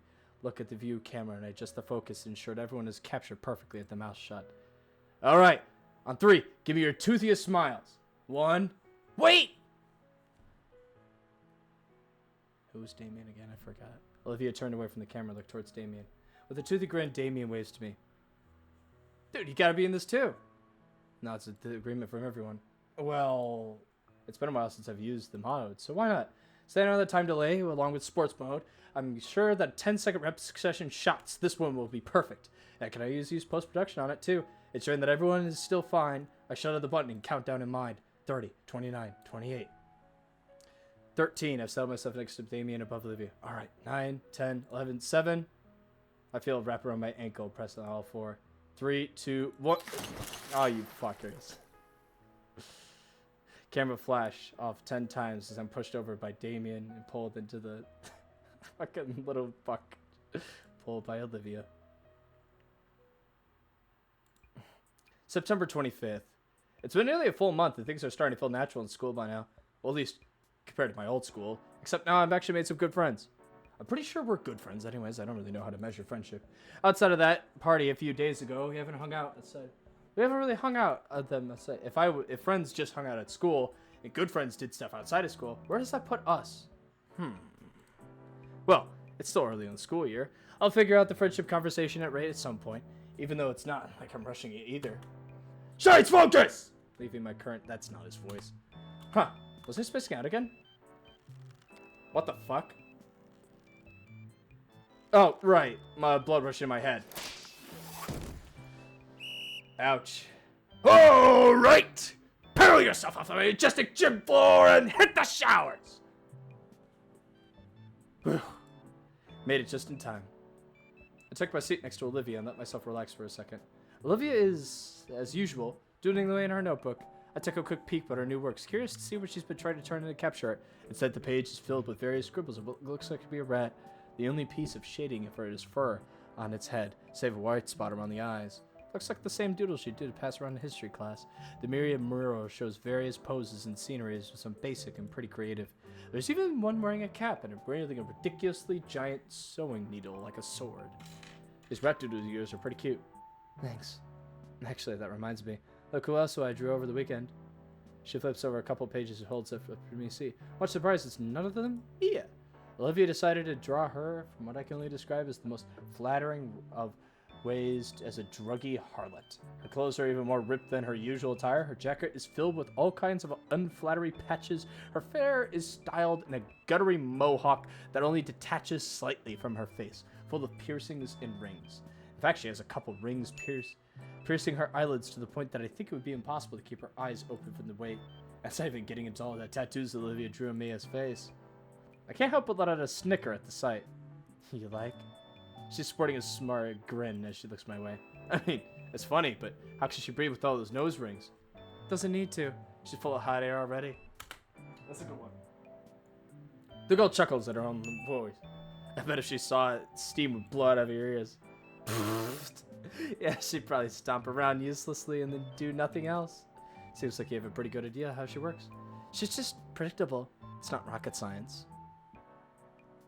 We're interrupted by a pair of students. I recognize them, though, only by one of them by name. Yo, Iko, my Humi! So, I saw what you submitted to your contest, and I just love it! It was so good, I had to show it to my friend.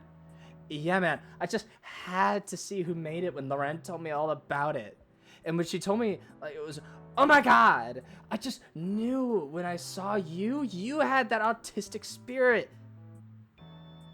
Pretty damn fantastic, especially for a newbie. I'm a bit taken back by her backhanded compliment. Still, it is a compliment. First real one I've heard coming from Hammond about my art, I mean. Oh my gosh, I never introduced myself, did I? I'm Kiara. It's nice to meet you. Yeah, likewise. Cool. I mean, it's not that great of a piece. It's just something I had on hand. Like last minute? Damn, you're really selling yourself short there. Yeah, your work is absolutely gorgeous. Yeah, and I'm thinking we should hang out sometime. Oh, you shut it. Don't try to get into his pants. Oh, shit. Bell's gonna ring soon. Already? Damn. Well, it was nice seeing you again, Inko. Keep up the good work. Be seeing you later. Yeah, be seeing you real soon, Inko. I can't help but smile. I'm a new friends! I wave goodbye and depart. A hearty feeling of joy as I replay their words of praise repeatedly. In the corner of my eye, Olivia's smile reflects the overwhelming cheer I'm feeling. The thought seems to vanish the moment I look away from her. Seems like you're becoming the talk of the school. I mean, I'd hope I get some positive feedback about my work, but I didn't realize it'd be that good. Olivia chews her lip in contemplation before turning to me. Say, Inko, can I see your submission? Sure, give me a second. Luckily, I'm prepared. I only have the portfolio drive, set up the cloud drive for it. It's simple as opening the application on my phone, swapping the exact digital copy to present it to Olivia. Ta-da! I consider it my magnum opus.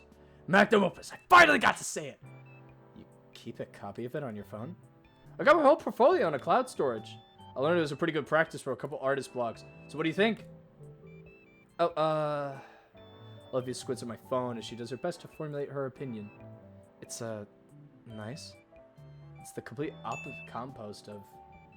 The compost of it is really something. What do you mean, composition? Yeah, that. You did great, Inko. Huh. Getting a compliment from Olivia feels a bit alien to me. But maybe, just maybe, this was the start of something new. Yeah, I can almost feel it now. Inko G. Nito, ace photographer. Capable of capturing masterpieces through a photo lens. Ace photographer? Yeah, that has a ring to it. Olivia must see my self-calligraphy grin because of her own drops. Alright, you did good. Don't look out of your head. When the grin remains, she forces off by elbowing me in the chest. Ah! I warned you. That's going to leave a bruise. With the exchange behind us, Olivia and I get ready for class. As was the norm by now, Mr. Latican began class by some violent abuse of school property. Good morning, good morning. Now, settle down. We have a few announcements to go over. I sit back in my seat, subtly feeling the spot where Olivia smacked me in the chest. Yep, bruised. As the pale Paradon continued on reading the announcement sheet like he did it every day, I found myself lost in my own thoughts. Nothing really happens that I consider out of the ordinary. Things are new. Like the school itself are finally starting to become mundane.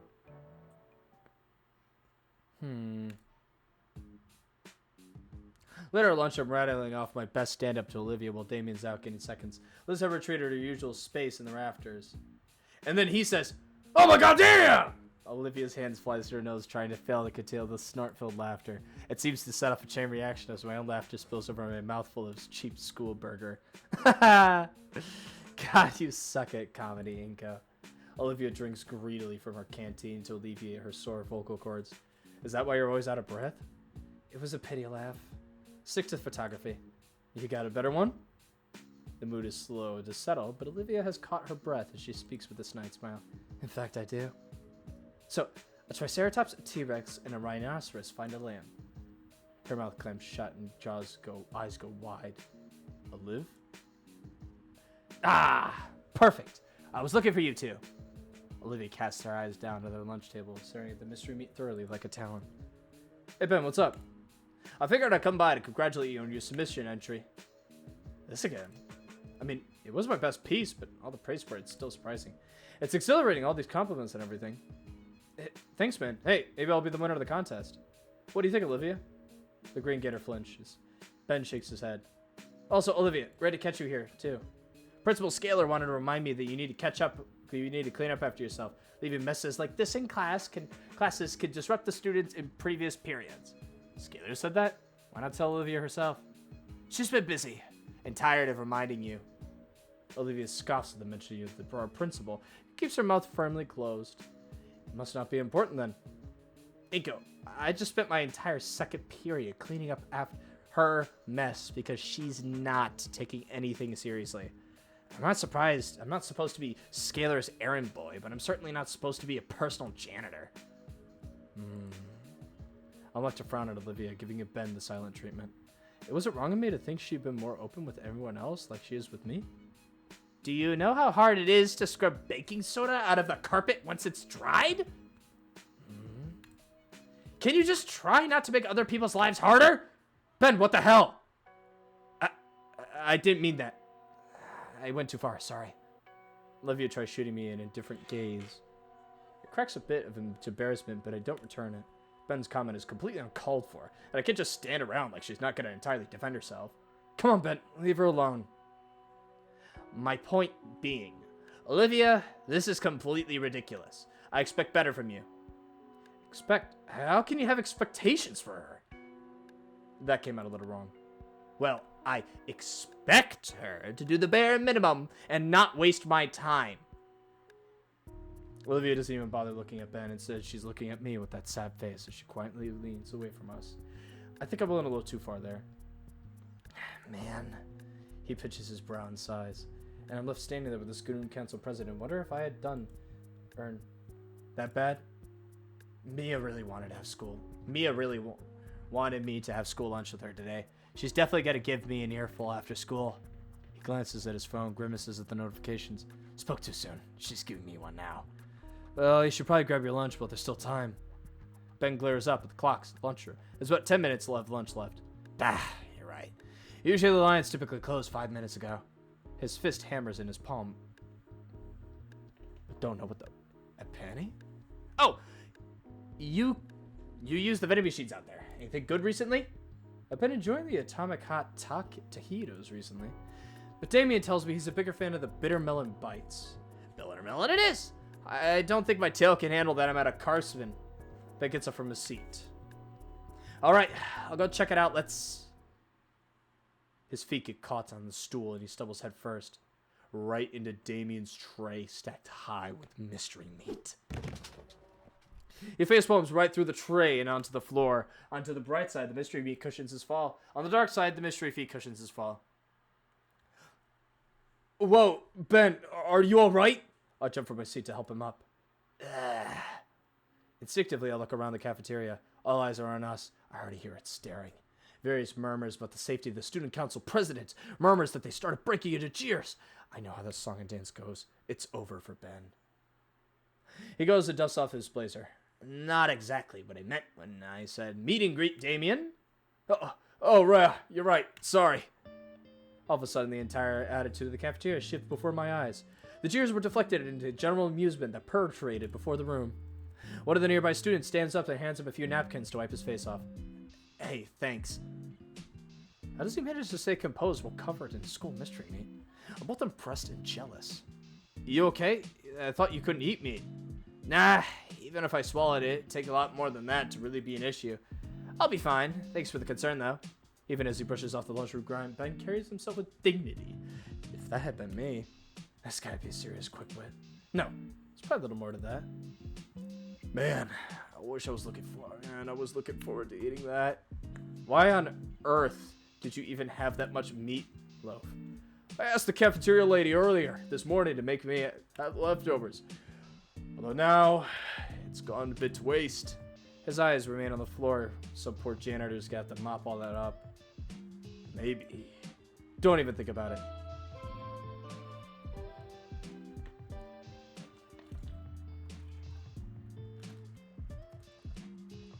Drinking. Of course. The bell signals our next class tolls. The fist fights and gang wars cease on the command, and everyone starts milling towards the exits. The cafeteria empties before I see a Ben-shaped meatloaf angel on the floor. There's a familiar rubbery texture feeling on my fingertips. My instincts kicked in, hands going for my camera to capture the moment. After which, a sense of shame rolls over me. That I would have even considered capturing something like this, especially when it's happened to my friend. I get it from my seat with a heavy sigh, and finally head for my class. Hope Ben will have time to clean up before photography. He's got 5 minutes.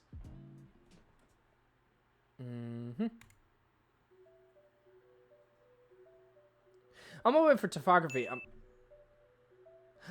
photography. I'm still caught up with what just happened.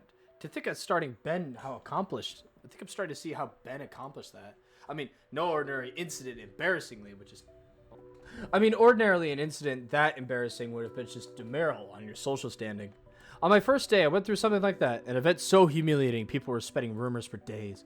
Sure, they died out pretty quick, but the fact that it happened, One moment everything is fine, suddenly onto you. Couldn't have even considered spending your lives. Stuff like that can happen all the time to anyone. It's something that always terrified me. It's something that just happened to Ben, only he was an expert. He was quick on his feet and diffused the situation faster than it could have even started. It's like disaster avoidance? Seriously, I think it's the most important skill anyone can have. To have everything under control, to see a problem from a mile away and make it a non-issue even when it takes you by surprise. That sort of social... Oh, fuck. Nope. Nope. That sort of social capital is something I need. Maybe it's a little selfish, but if I were seen that way, any sudden mishappenings would be forgotten instantly. Of course, Ben isn't alone. The world is full of people with that skill. I'd be lying if I said most of them deserved it.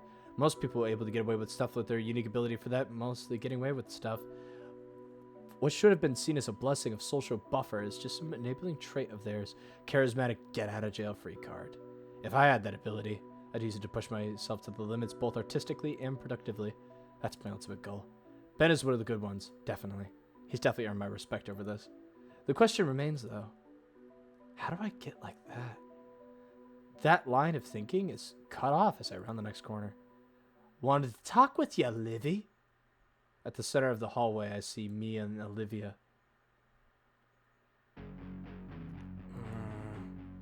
Oh, come on. Come the fuck on, Livy. Don't be such a killjoy. I'm trying to be nice here. The grin on Mia's face is jovial as she stands before the wheelchair-bound girl, her tail lazily swagging as she sees Olivia.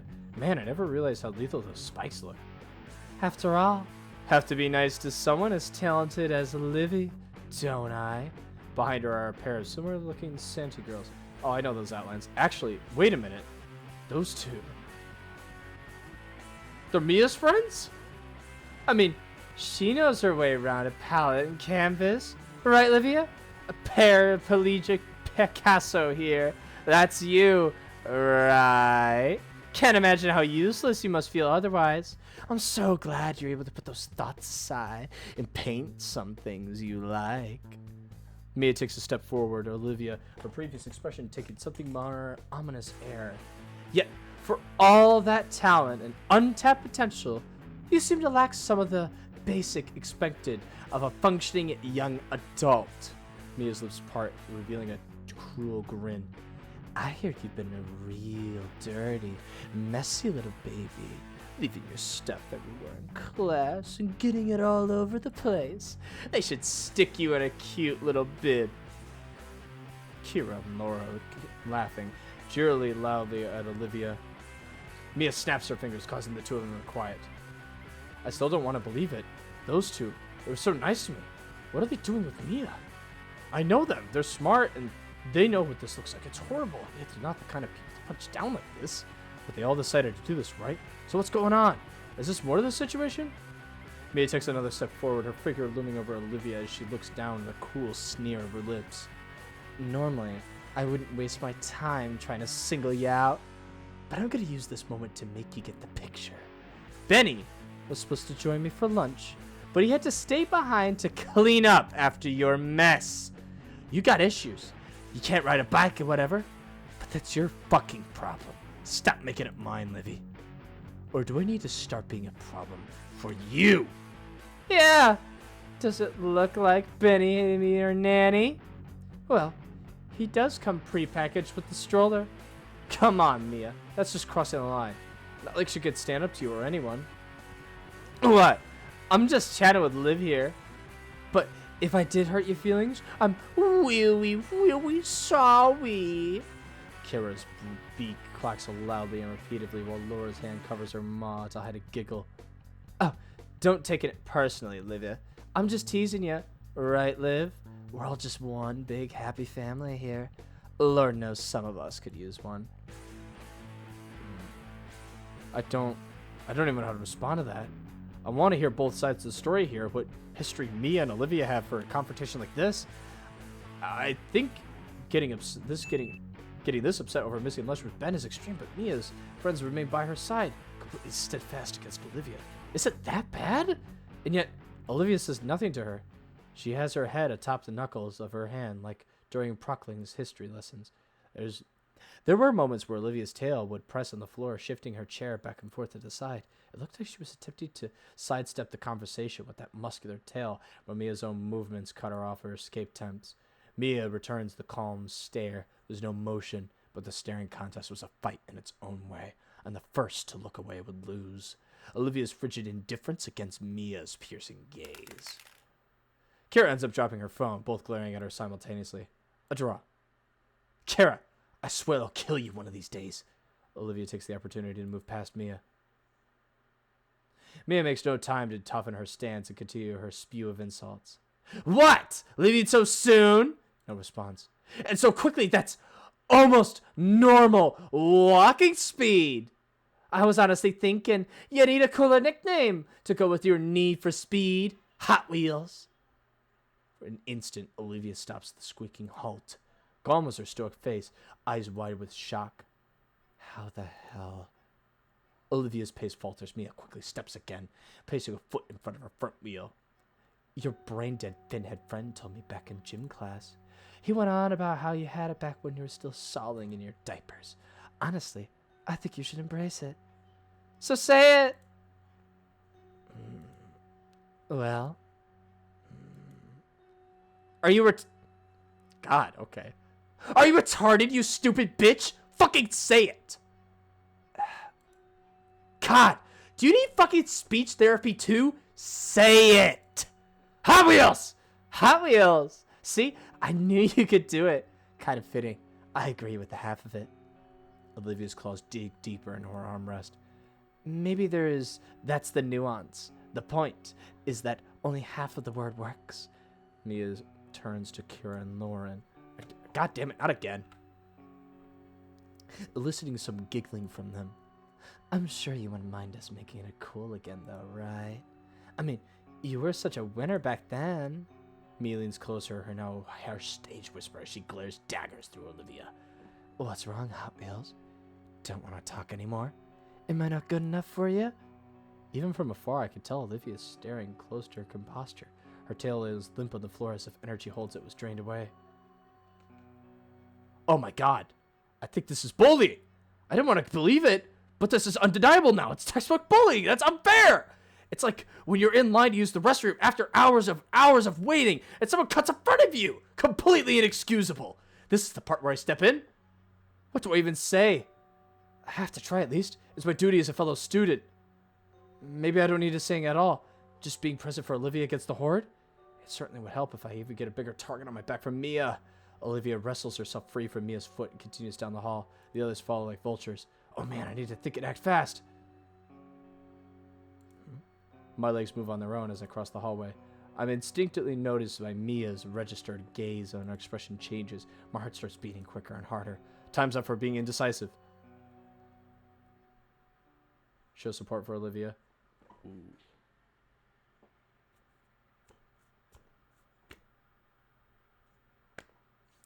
We're on that defense, boys. We're on that defense. Screw it. If Olivia's not going to defend herself, then I will. Olivia needs my help here.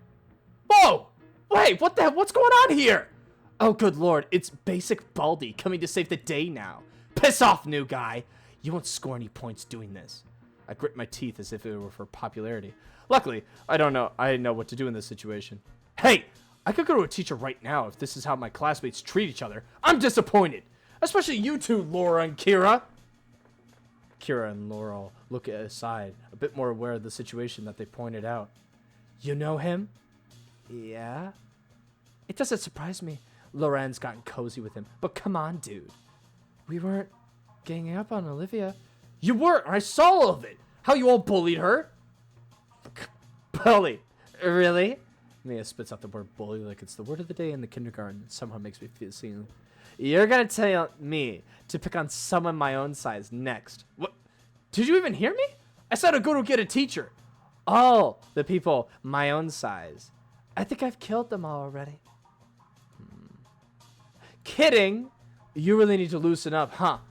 Are you ignoring me? I heard you the first time, retard. Instead of reopening yourself over and over like a freaking idiot, how about you try a threat that actually scares me? Suspension doesn't scare you? She smiles. Let's just call it friends in high places. Look, just cut Olivia some slack. Shut that gullet of yours. Hey, Olivia, I think your paladin here hasn't graduated night school yet. I wouldn't like it if I were you. Mia laughs, dryly. Why the fuck are you trying so hard? It's hilarious. Are you just trying to get a piece of that leathery gator tail? What the fuck? Yes, fuck, exactly that. Let me slip something into those pants. Let me slip something that works into those pants, babe. The two start chuckling. Mia forces me to the lower social scales. They're compromised. My face heats up. I'm starting to see red. And yet I'm frozen in place. How could she just claim something like that without hesitation? Oh my, he's not responding at all. His face is so red. He's totally into gumping it. This was a mistake. No, it's for Olivia. They're not forcing on her anymore. I can still fix this. I take a step forward, continuing my argument, but Olivia grabs me by the wrist. She gives me a pleading look, one that makes my thoughts stop in our trek. Oh, isn't that sweet? See, she knows you should be embarrassing yourself more than you already have. Is this true? She gives me a single solemn nod. How touching. Hey, it's getting late. You gotta clean up your fucking act or what? She glares at Mia, then to me, then back. Another single nod. Oh, so I can try basically anything with you. And it's no dice. But when things get rough for him, things change? Good to know. The three saunter off around the corner. I turn to look at Olivia, who in turn scowls and parts me without a word. I reached out to her. Olivia, are you... She smacks my hand away. I'm sorry. It's just that I couldn't sit back and let Mia trash talk you like that. Olivia stops in her track a moment, turning her head towards me. In her eyes, I don't see anger or sadness, only disappointment. Her creatine eyes are downcast, her claws kneading the cheap leather of her armrest. It takes me a second. Really, Olivia isn't really talking to me. Forget it. Olivia doesn't even wait for me to say anything back to her request. Her arms push roughly at the rims of her chair, which takes down the hall, without so much as just giving anyone time of day. I get the feeling that was a bad choice. History class is as bland as it usually is. Broccoli continues ranting about some sort of historical event, but most of my attention is on Olivia. She has her hoodie over her head. She looks lost in thought. The altercation must have shaken her up more than I thought it would. A part of me wants to ask her if she'll be okay, even though she had already asked 3 times. But that's the last thing I do is prod at her. Soon enough, class nears its end. Olivia uses her accommodation to leave class early. Besides, we could talk about it after school if she wants to anyways. The more I think about it, the more I realize I had my first real confrontation with the bully at school. I've heard that once you get in a fight for the first time, you throw up from the adrenaline. No fists were thrown, but I feel the same about right now. I'm writing my hands together as I steady them. Jeez, I'm a wuss. I stood up for Mia. I stood up to Mia for Olivia, and I ended up in this mess. The final class ends, and I'm set free for the day. Stepping outside St. Hammond's main entrance, I'm surprised to see my friends huddled together in a tightly knit group. I usually don't see any of them after school. I always assume they left as soon as the bell rang. Hey guys, what's going? Inko! Damien looks exceptionally worried as he glances at me. Inko, you believe me, right? Pardon? Olivia's nostrils flare with an exasperated snort. I didn't mean for any of that to happen. What's the matter, Damien? When Mia asked about a nickname from stuff from long ago, I just blurted it out. She didn't say she used it for something so unscrupulous. I'm ashamed it took me more to figure out what was happening. I guess Damien feels capable for what Mia said, but why? You don't know what those words mean. Who cares? Inko, I didn't mean for any of that to happen. Hey, I want to believe you, man. Your heart was in the right place. Olivia told us what happened with Mia, calling her some nickname. Damien leans back over an unresponsive Olivia, hands spread in suspicion. She said you were there too. I was, yeah. Olivia, you loved that nickname back when we were kids. Damien's words were dismissed with the roll of her smoky eyes. He really didn't mean it, Olivia. I know already! For a split second, she bore a row of front sharp teeth before gushing her maw in frustration. Olivia's nostrils flare out with a huff of hot breath, and I could practically see everything from her day finally weigh on her. You were just being you again, Damien. Sometimes I wish you weren't. But whatever. There's a gritness to her voice once more, but she continues on. She holds her canteen up to her lips, but drops it immediately. Empty again. The grit in her voice is back, but she presses on. And the nickname is that. A nickname. I don't want to hear it again. Especially from her. And especially if it's just to get under my skin. Olivia stares at Damien for a while before breaking contact to gaze at Liz and I. Why not? Wait, did I say that? Why did I ask that? It just kind of came out. Liz notices Damien still organizing his thoughts. Seeing as neither of the others are going to answer coherently, she sighs. Well, I wasn't around for this, but when they were freshmen in high school, Damien and Olivia would take a bus every weekend to an arcade in the city. I guess he came up with the nickname around then, and it stuck. That's half right. I didn't come up with it. I brought it up as a chunk of change for us to pay stuff with each other. Just a match on. Something about it with a quarter. Probably still is. But I don't even think I won ever once. Once she stood to win something, it's like a switch went off in her head. I'd never see Olivia get like that again. Some of the teenagers were watching too. They saw everything. A couple challenged her once. I ran to cash and sure enough, she ended up cheering the house all afternoon. It was all she'd talk about. At school, all week. Could we go back for more? Only took like a month for her to be recognized as some local champion. Sometime along the way, people started calling her Hot Wheels. I don't remember who or really when, but I know it's proof that she's got fire in her. Wow, yeah, that's Pretty fun back then. Guess I forgot I wasn't supposed to bring it up. Have things really changed that much? And you did. Again. Damien hisses to himself. Sorry. Just can't help yourself. But you're right. That was the best time of my life. The name Hot Wheels belongs to a 10-year-old me, not current me. Hey, that was a great story. To be recognized so well you get a cool nickname? Sounds amazing, being a champion and being a winner. Why'd all the disdain for the title? I'm not. What? I'm not a winner anymore. Because you don't go to the arcade anymore? If it's the only one I'm thinking of, it's only a half hour away. Olivia looks at Liz as if she just recommended everyone watch the newest Net6 anime. Well, if the story goes by anything go by, I'd like to see you be a winner again. Olivia's breath seems to hitch for a moment. And I'm sure these guys would like to see it too. Damien's the one that dragged you to our lunch table all this time, right? Look at him! He's nearly kneeled over because he's afraid of losing that part of you. And Liz? I think I'd like to see why you and Damien are really close friends. Yeah. And just as quick as I gain the bravado to speak up, my words left me immediately. I think I actually put Olivia on the spot here. Whoops. Well, her tail rolls on the ground a bit in contemplation. If you guys really care about it, I wouldn't mind informing you guys. All at once, Damien lights up. Yes! Alright, Hot Wheels is back!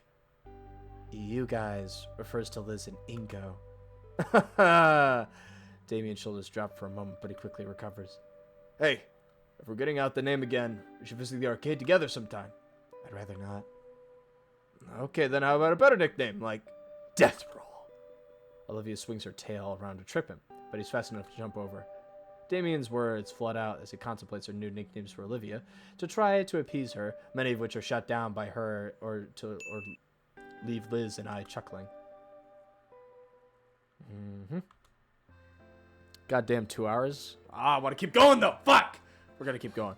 Gradually, our giggles died down, and the four of us chatted a bit more in general. Eventually, Damien and Liz headed their own respective ways, with Olivia deciding to stick around. Most of the school is filtered out with the various homebody rides, the afternoon activities, leaving Olivia and I all alone. Hey, I'll roll with you. Really? I mean, I don't mind, of course. It's nothing. House is only a few blocks away. Besides, I'm sure someone would beat you up and take your lunch money if I didn't. There's plenty of time to take it to the next train, so the two of us would take it easy.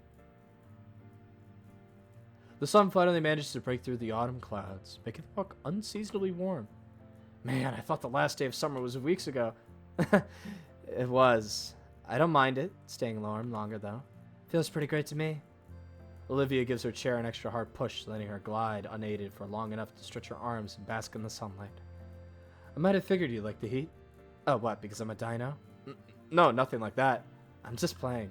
Relax. You're pretty touchy that stuff, aren't you? The two of us finally make it to the train platform, nestled as off the main street. I can see the train if blocks away. Our walk teamed up with its arrival perfectly. I was just thinking it's important to be educated is all. Even if you're, what, the only human at our school? Olivia fashions me a cheeky grin as the train pulls up.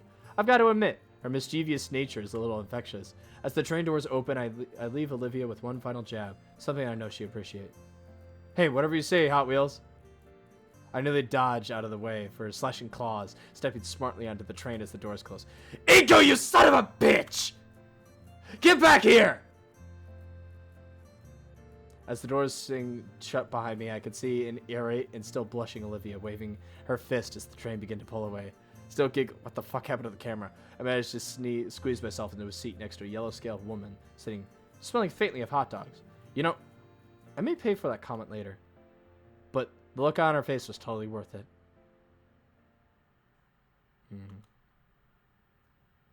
As the school year progresses, days start to feel like they're moving along much faster.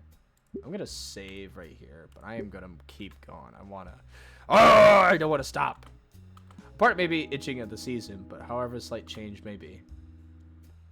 Well, the calendar says it's officially fall. The only thing I've noticed was the increasing number of clouds in the sky. Better safe than sorry, though, which is why I brought my fancy compact carton fiber umbrella.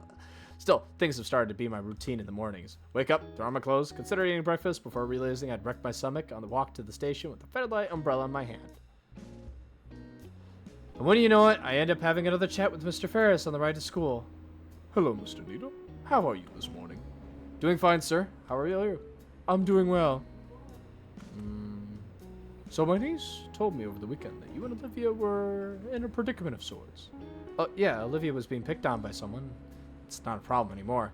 I see. Well, that's unfortunate to hear. Strange, considering the substantial funding the school gets for anti-student harassment programs. What good is all that tax money if the students are still ragging on each other? If it means anything, Olivia knows how to handle herself. I was there to support her. That's fine, but the issue is the sort of thing that shouldn't be happening to begin with. That aside, Liz has gotten somewhat enthusiastic recently regarding Olivia. She's surprised at how animated she's gotten. Ever since that get-together at Randall's place, I think. I'd wager you have something to do with it, no? Maybe a little. Yeah, it was certainly rocky at the beginning, but we've been warming up to each other. It's nice to see a different side of her, even if it's brief. I don't know. I take credit for that. We all have unique chances to make a change, Inko. If you're good at grasping them, then it's something to be proud of. How do you know it's really a chance to do anything? So let's add a deep reverberating chuckle. Well, to live up our usual script, and let you on an old phrase, a friend of mine once told me, if you see in the fork in the road, take it. Yeah? Thanks, Mr. Ferris.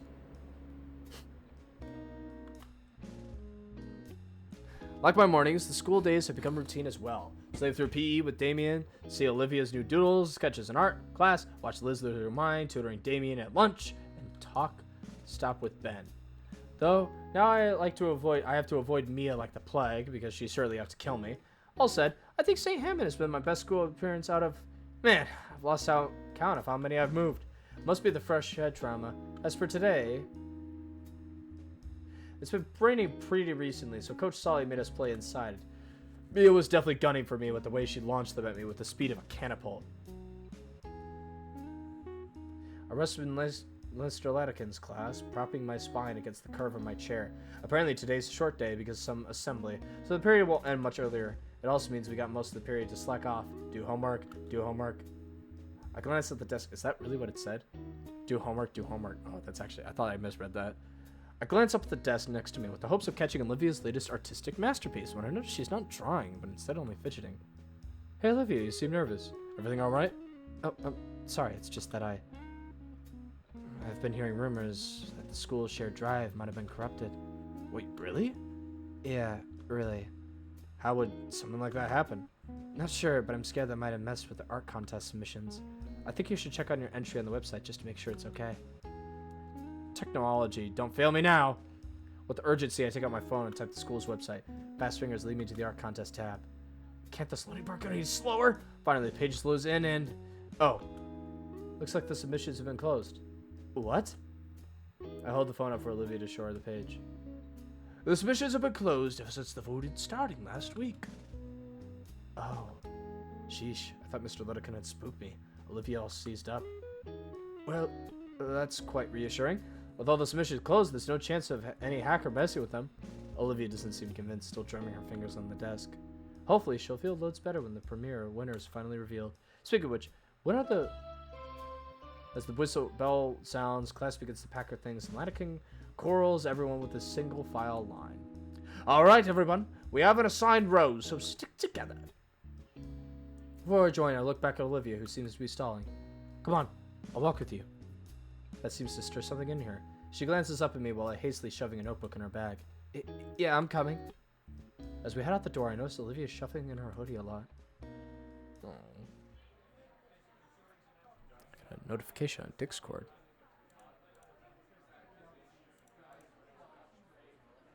I see. Anyways, back to it. As on long walk to the auditorium, and despite Latikin's best attempts, most of the class splinters off with their friends. Having expected this, he shrugs and makes his way over to the back of the auditorium where the other teachers are. Olivia and I are left struggling in the crowd to filter in the cramped theater of the school. It's going to be difficult finding some seats. It's fine. I have a spot. Olivia wheels herself down the hallway, which I follow suit. She heads down the aisle where the first row of seats. There's a vacant spot where a typical seat would be with a faceted handicap sign. Olivia parks her chair in the empty seat, and I take the seat next to her. Best seats in the house, right? Can't complain. As the hall fills with more students, my anticipation rises. Oh man, I can hardly wait for the announcements. So, do you think I have a chance? Huh? Oh, maybe. Photography isn't super popular, but... Olivia folds her hands on her lap. It's staring straight ahead as her voice trails off. I knew that, but I'm still hopeful. Hey, guys!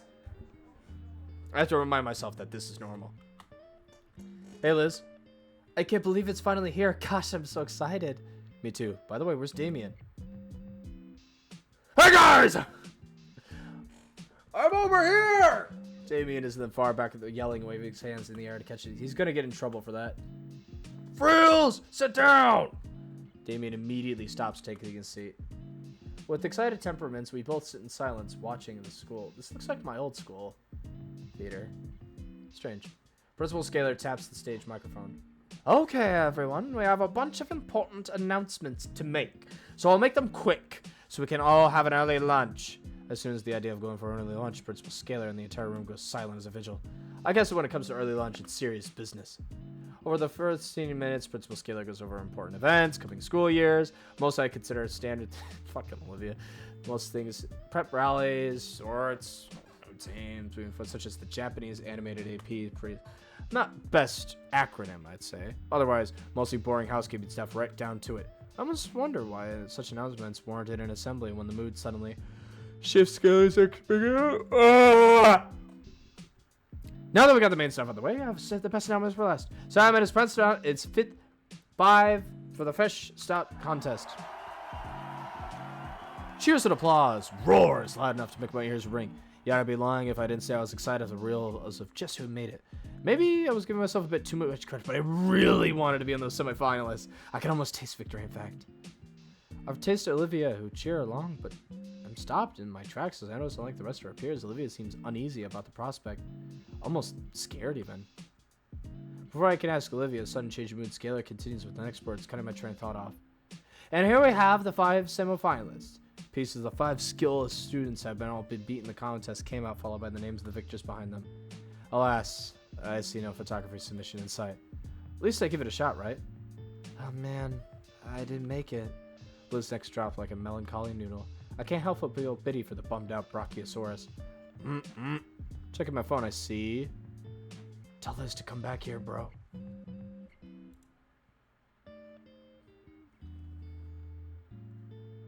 I'm sure Damien's got that handled.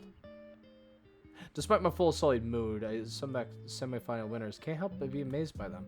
Each artwork is impressive in their own right, their colors blending wonderfully and their figures beautifully designed. I'm distracted by her neck. It's easy to understand why these were voted as the winners. The last one especially catches my eye. The scenic landscape with the setting sun looks stunning. If not for the slight stylization of the skyline and fanatic color palette, it would probably pass off as a real photograph with some filters passed over it. I'm no art critic yet, and if I were to label it as a masterpiece, it'd be the best out of them all. Let's give our winners a big round of applause. Auditorium feels the usual kind of clapping one would expect at an event like this. Polite, with an underlying tone of disinterest, though one person felt compelled enough to make a piercing high whistle. We'll be displaying the winners' art pieces in room 237, if you're welcome to view them during lunch. Oh, neato. Principal Scalar continues the rest of the assembly, introducing several other events, schools to minor reminders. Behind me, I see teachers start physically readying themselves for the Herculean task of getting over some 200 hungry dinosaur teenagers out the door and towards the lunch without anyone getting killed. Principal Scalar finishes and waves them to signal it's time. All right, we're going to start adjourning to lunch. You all know how this goes. And no, going for the exit. Being the first row, we're the first to get up. I follow behind Olivia until we make it into the hall. Hey, Olivia. She stops and turns a bit. Jeez, is she really still anxious about the sight earlier? Looks a little pale. I want to check up on the moving paintings a bit more. Want to come along? She considers for a moment. No, go on without me. I need to use the restroom. Alright, I'll see you at lunch table then. Olivia nods before it starts off to the follow the students at the lunchroom. Let's see, principal said it was room 237. First thing I noticed walking into the classroom is the amount of people checking out the gallery. Well, I didn't expect to be filled to the brim with eager students. There's a decent amount of people here with the baker's dozen or so. Maybe more will come once they finish up their lunches. Well, I'm here now. Let's take a look at the lucky winners. The pieces are all set on Istro's back of the classroom. Some desks and chairs are moved closer to the front row to give each one its own space. One by one, I take each canvas through a review. The auditorium screen really didn't give the art justice because now I can really take in detail of being up close. The color palettes, the brushwork, the subtle nonsenses. Yeah, I could definitely see all of them being a good shot at getting first prize. But now it's time to see the one I've been eager to look at, first shown. From what I recall, Latikin's lessons made with acrylic, explaining why the colors seem more vibrant. It stands out and defines the other paintings and contests, which is where violently absurdist or meaningless or muted still lives of ordinary objects. It's a meadow of mystifying colors. Organic lines are drawn the viewer deeper into a piece of what feels like what this place wake within a fantastical dream. There's no rigid structure or first world metaphors here, just a fantastical meager of creative expressiveness and real world beauty. Finally, I feel my fingers itching to the familiar weight of my DLSR. This is a piece of art I want to memorialize in my portfolio. It's hands down the winner of the contest in my eyes. I simply must find out who moved this. Looks like the press ticket was career winner.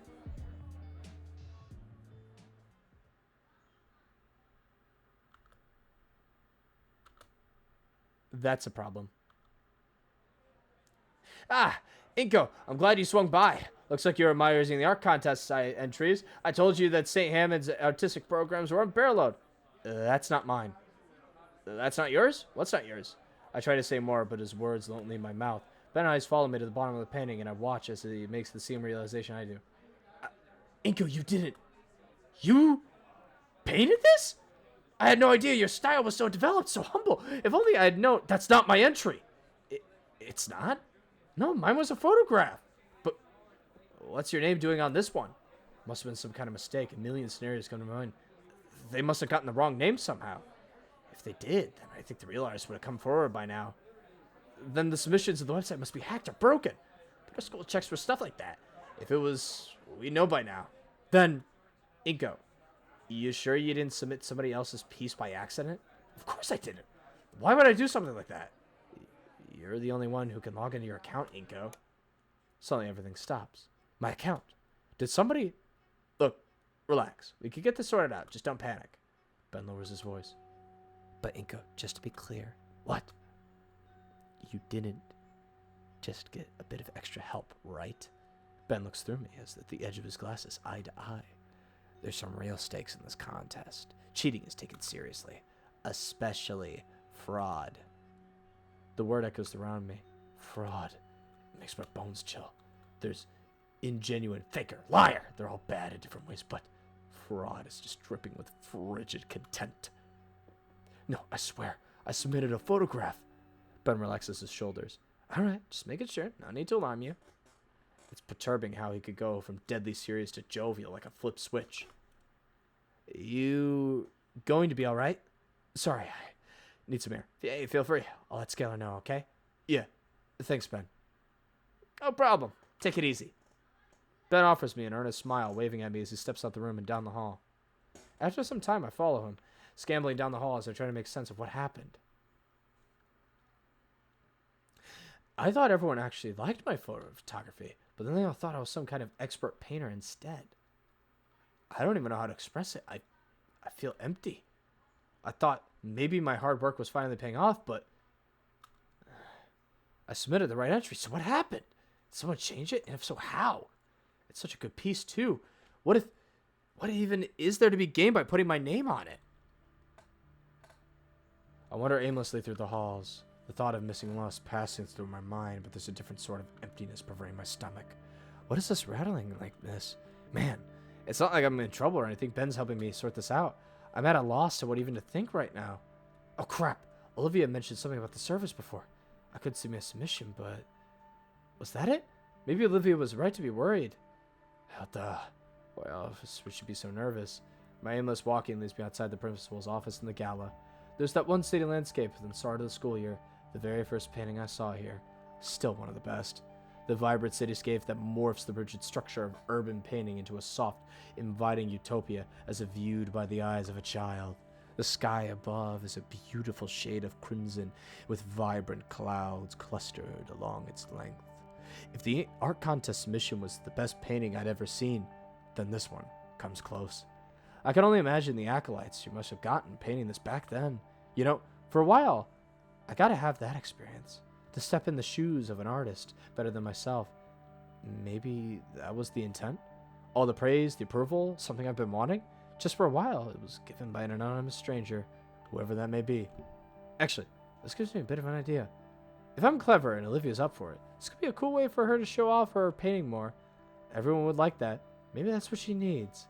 I could act as, like, a personal publisher for her, so she doesn't have to deal with other people. Wait a second. I peeled down the empty hallway. I need to find Olivia. She couldn't possibly. But why me? Why would she? Think about it. That only increases my worries and desperation to find who I hope to rapture. Jesus isn't the culprit. I haphazardly check out the places Olivia could be, but I can't find her anywhere. My hunt for the barren ox leads me to the second floor of the atrium. It feels like there's a lead brick in the pit of my stomach as I internalize my current situation. The soft pattering of rain hits the window as it grabs my attention as I see a gloom-covered volcandra outside. My eyes widen along the school's pathway covered in the mud thanks to the earlier rainfall. Wait a minute. Those look like tracks in the mud. Just as I burst through the main entrance, I met with a feeling of droplets hitting my head. Outside, a dark overcast has rolled in. The forecast for on and off during the day, but pretty gnarly clouds. It looks almost dusk around. Crap! What am I wasting time for? I follow the trail urgency, feeling the rain wash away. As it looks like a whole pathway, I ignore my clothes getting progressively damp and the water collecting in my shades. Eventually, around the curve of the bridge, seeing a distressing item at the end. A wheelchair. Olivia's wheelchair. The empty occupant toppled on its side. A new fear grips me for the bone of the mental imagery provided by its sight. Those cruel thoughts push me steps further. That humanly, possibly, my rational mind tries to reassure me. Running across the breath, my breath is caught when I reach the middle. She's on the ground, head slumped down. She's damaged and soaked school supplies scattered all around the walkway. Oh my god, is she okay? My foot shifts, trying to force me closer. Slowly, her head lifts to the sound of my shoes searching the floor. Iko. Her tear-stained eyes hit me with a dead expression, and her voice sounds weak. Olivia. I feel like I can finally breathe again. Slowly, Olivia pushes herself up. I notice she's lying on top of a piece of paper shreddings. The feeling slowly recedes, fading away, and I remember why I was looking for her. We stay silent, only staring at each other as the rain continues to bear down on us. She simply sits there, letting herself grow more and more soaked from the rain. Do you want to talk? No. Not out in the open. I grab my compact umbrella from my backpack and unfurl it. It doesn't do much to dry it, though she's not getting any more soap. The umbrella is placed between us and the elements on the ledge. Here. Now we're alone. There's space next to Olivia to take a seat. It's odd. We sat together before, but sitting on the ground in the rain, and the room's just a little claustrophobic. There's bits of paper melted onto the pavement soaked by the rain. Though torn apart and waterlogged, I can't make it out. A tree, a rough sketch of one anyway. Like one stood out prominently in my false mission. So you did do it. Inca, please, I can explain. I didn't have a choice. What? I know what I did was wrong. But I didn't have any other way. It wasn't a choice to trick me? She avoids looking at me, focusing on the scraps of paper I bought the floor like confetti. It wasn't to trick you. I just... I get it. You're mad at me. I'm not mad. I'm just confused. I thought we were good friends. I wasn't expecting it. Expecting it you. She pauses, her throat giving some respite. Her usual water bottle isn't anywhere nearby. A shaky breath escapes her mouth. When you came around, I thought you were no different than the others. That you were some self-centered, pretentious midwit who only cares about his image. That's when I got the idea of using you. To swap your art with mine. You didn't seem like the kind of person who cared about how he gets the attention from others, just that he gets it. Her description of my character feels really reductive, but the ache in my chest tells me it hits a little too close to home. But that's not what I think of you now. Ledekin's the only person I could trust. So when he went to bat for you, saying we make good friends, I was worried. What's so special about this guy? I honestly got scared he'd be wrong. He'd be just like everyone else. I'd be setting myself up for failure. But worse than that, Inko. I was afraid that he'd be right. And I'd have to face what I'd done to myself. And now, I've gone and done something like this. Switching my contest entry? She nods, swallowing hard. I wasn't thinking. Suddenly everything was out of balance. Everything I'd created, all my work, my own little world was suddenly changing. And I had no control over it. I just had to do something. I didn't know I was doing that. I'm sorry. She stops to process my words and continues. I knew I'd get caught. It's stupid. I was hoping for it even. Someone to figure out that it was swapped so it could be changed and everyone would know the wiser. She turns to face me, silver eyes welled with tears. I'm sorry. Please don't hate me. I just don't want to go back to being the person I used to be. The person who didn't care about hurting you. Her head tilts down like a violent hitch of breath. Ivory claws extend to grip the knee in a painful display, and yet Olivia chokes back any sound she'd make. Her body shudders with every heavy breath from her, and I realized that every defensive barrier she had was completely gone. Olivia laid herself bare, leaving only the crying girl desperately trying to silence her pitiful tears. I can't hate you. Faced with those unforbidden words from Olivia, I'd have to be a heartless bastard to do anything but accept her apology. It's clear that guilt has been rotting in her conscience ever since. What she did was wrong, no doubt about it. But then again, thinking of her circumstances, how can I blame her? How can anyone? I probably would have ended up doing the same thing in her shoes. At this point, Olivia puts herself through enough stress as is. If there's anything she needs right now, it's that I forgive her. I don't hate you, Olivia. You don't? No. I don't. I won't lie, I definitely felt hurt when I first found out, but the fact you're willing to admit your mistake shows that you're growing as a person.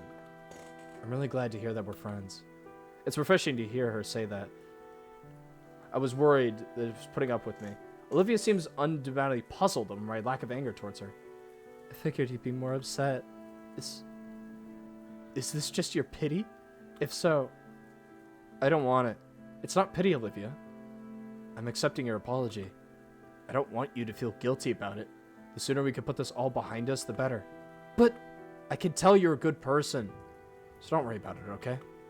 I offer her my best smile. Olivia slowly nods. When you put it that way, I guess. But still, truth be told, I deserve to fail. To actually face consequences. I'm such a fucking fraud. All over a damn painting. Olivia, you did what you thought you had to do. And you're saying sorry for the consequences. That's all that matters. I scooch closer to Olivia. Huh? That was you taking an action I never would have guessed. A crime of passion, I think it's called. I'm probably wrong, but she gets the idea. The world runs on those. You don't need to change. I don't think you did anything wrong. She leans her head against the wall of the railing before looking at me with a half smile. Thanks. You're right. I'm just throwing everything away like an idiot. I'm just scared. I'm here with you. I coaxed the rest of the tired grin from her. She looks away at the shredded papers again. After that, everything was said and done. Things became quiet. Beneath the solace of my umbrella, we relaxed together, until Olivia begins to shift uncomfortably. I sit and watch as she takes her calves and shifts them to the side with one hand, her tail coming around her, pressing the paper-filled floor, keeping her upright as she starts to lean forward. Finally, with the strength of her tail in one arm, lifts her hips from the floor and swings her shins beneath her. She smiles and kneels over me. You just gonna sit there? Crap, I guess I was gawking stupidly. But it's just so fascinating seeing a girl maneuver herself in these oddly yet well-practiced ways. Kind of jealous, actually. I wish I had a tail to do some of the things she could. I pressed my hands down on the floor and pushed myself up. I don't know why. I thought I had to stand, but instead I shifted myself to a kneeling position too. We're face to face now. Yes! Yes! Yes! Yes! Yes! Yes! Ah, we did it! Ah, we did it! For a split second, I feared the worst as Olivia drew me into a hug. I don't know what she would do, but this? I like this. For how strong her arms are, how they're wrapped around my chest feels exceptionally tender. My own arms have enveloped around her, returning the embrace in a similar soft way. And as her arms loosen, I draw back, even though I don't want to take my hands off her. That was nice. Don't make it weird. Sorry about that. The sound of rainfall hitting the umbrella, my ears suddenly pick up the sound of what sounds like squeaking. I look down, stuffing Olivia's backpack. A little beast emerges from the hiding spot with a squeaky yawn, to which Olivia offers her hand to use as a platform. Hey, little guy. Really forgot about you. Had a nice night. That's a rat? Oh, right. You two haven't met each other. Inko, this is... Guts. Guts. Meet Inko. Oh, hi, Guts. I awkwardly wave at the apprehensive-looking rodent. Olivia lifts Guts to her shoulder gracefully, like her hands is an elevator for him. You brought him to school? Well, yeah, I just really needed him today. You know, all the crap's been happening. She gives Guts a few scratches under his chin. I bring him sometimes when things get rough. And nobody noticed? You haven't. Touché. Latican did once. He just told me not to let him run around the school, otherwise it'd be considering a health hazard or something. The tardy bell rings out in the distance. We're late for our next class. I'm sure Latican will understand. We should probably get back to class. Here, hold this. I give Umbrella the umbrella so she and the rat can dry while I fetch the wheelchair. Yes! Yes! We did it! By now, it's settled into the mud. The wheelchair has definitely seen better days. After dusting off the dirt and pooling the water best I can, I make my way back. Thanks. She offers the umbrella back, but I make sure to hold it above her. I keep the wheelchair steady with one hand as Olivia climbs onto the seat, using her tail to use herself up. We stand in the rain in silence for a moment, only a staring contest. So, what do we do about the contest now? That's a good question. Ben was there when I saw my name on the painting. He already went to tell someone. Like you said, no harm, no foul. What about your own submission? I ruined it. I scratched the back of my head. It wouldn't have won anyways. It's just a picture. Oh. I thought it was pretty okay. Hearing those words come from Olivia sends a strange flash of heat to my face. It's not unpleasant, but again, those honest words were from her really do cut through me for some reason. Thanks. A loud squeak draws my eyes as Guts stands atop Olivia's shoulders. You two? Or a smile stretches across Olivia's face. Mm-hmm. I think guts means... I think... Guts. Is saying it's actually... so-so. Hey! Kind of so slack. Guts. Nico didn't have any time to make anything for the contest. He's got some high standards. Yep, that's why I've gotten so good. The sheer absurdity of it. I don't know which of us broke first, but our laughter fills the air, only heard by the rainfall. So, what now? I don't know. I don't want to go yet.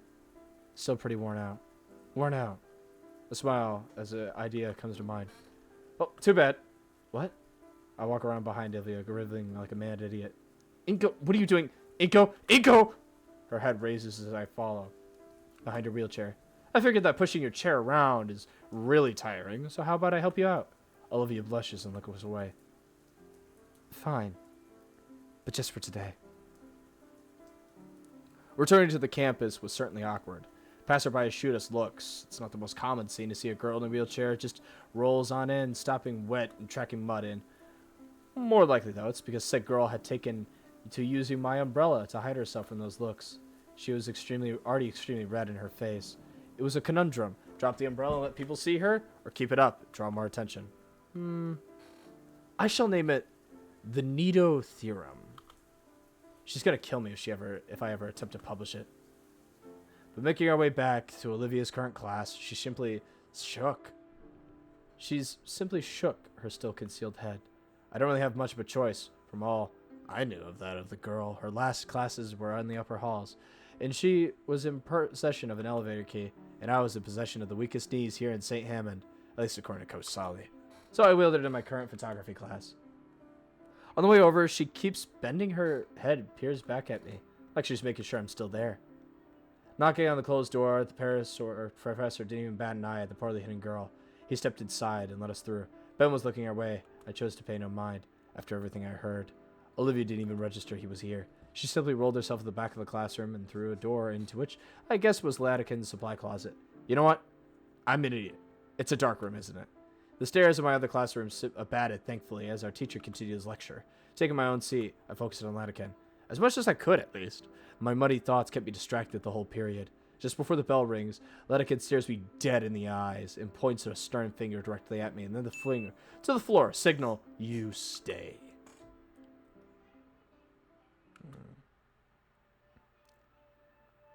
Once everyone has left, he closes the door and locks it. So, care to explain? Explain, sir? He opens the door to the back and signals Olivia to come out. The mud, drenched clothes, and declaration of sanctuary. I was having a bad day. She's looking a bit better, still drained, but not shivering. Her rat sits on her lap, and Latikin extends a finger to scratch under his chin. I can see that. He takes a seat nearby the desk, waves Olivia to go on. When she doesn't, he shifts his hand to me. I look between the two of them. Mr. Latikin is expectantly leer, and Olivia's pleading eyes. Ultimately, I shake my head in the negative. I just helped Olivia get out of the rain. Of course. He slouches further atop the desk. Can I tell you some other time? Sure. Whatever it is, it looks like you're recovering pretty well. Olivia doesn't answer verbally, but instead gives him a bashful smile and nod. What is about your work again? Yeah. Oh, this girl. He turns to me and points a thumb at her. You know, the work she's so concerned about absolutely wrecks the grinding curve in my class. For the sake of the other students, I had to put a limit on extra credit assignments. Really? Yeah. Never before would I ever consider such a restraint. Why punish someone for working so hard? I would think to myself. Then 4 years ago, this little green goblin comes rolling into my class. Half a semester and more, a few angry calls from parents later, my hands were tied. Young lady simply does too dang much. Olivia sighs, but doesn't look up from her pet. It was that much better than all the other students? Well, no, I didn't grade by technique, but if I did, you'd be in big trouble, Ingo. Olivia's works are pretty good, even then. But the main thing I admire is how motivated she could be. I haven't seen someone so enthusiastic to just paint in years. Certainly haven't seen anyone so enthusiastic I had to change the rules like that. You were worried it'd stop me. Was I? That definitely sounds like me, but it didn't stop you. Not even a little. Heck, that year even got me to see things differently. I don't think I ever did anything like that. You did when you came in after class the Friday before Mother's Day to take a look at this. I'm handed a quill pen. That's the first thing I note the soft feather the portion is. It's the special pen you always use. It's actually from my wife. Whoa. Inspecting it closer, I can see the more intricate details. From the faded engravings on the shank to the merit of the worn point. It's well made and kept, and yet the feather and brass shows its age. She came in that afternoon with a whole stack of crumpled painting drafts, so frustrated she couldn't get it right, and so determined to make it perfect. I say, any of these would be great. Your aunt would love any of these. And she fires back. If it's not good enough for me, why would it be good enough for someone I love? I didn't have an answer. So I tell her to take a step back. We take a few hours over the fundamentals once more. I send her home to get it right over the weekend, and come Monday, she returns and hugs me first thing. That Friday night, though, what she said was on my mind. I talked about it all night with my wife. Then that morning, I decided to make a change for myself. My wife was molting at the time, so there was a new feather, 3 on our blankets each morning. I took the biggest one, preserved it right, got a bit of help to make it a real pen, and I've used it ever since. Helps me remember to do my job right, for the people I care about, and for the people my students care about. I think what it was, it's that childlike reasoning. It comes so naturally for the youth. That reasoning makes my type of innocent, earnest detection, though I thought I'd lost it for a while. Don't give me such credit. You haven't lost it, have you? Good. Don't lose it for me, okay? Okay. Latican yawns and stretches. You feel alright to go to your next class? Yes, I'm ready. Great. He claps his hand over my back.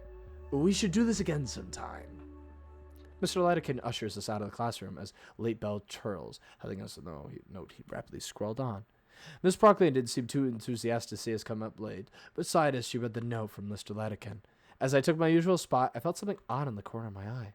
Looking up, it was to see Olivia looking my way, with that smile on her face. One that spoke so many words, yet I couldn't figure out what. All I could do, in turn, was to try to match it, before focusing on Miss Prockling's latest lecture. Alright. Wow. What an emotional roller coaster that was. That actually had me. I had to pull the man special. I had to focus. I had to lock in. I had to lock my tears back.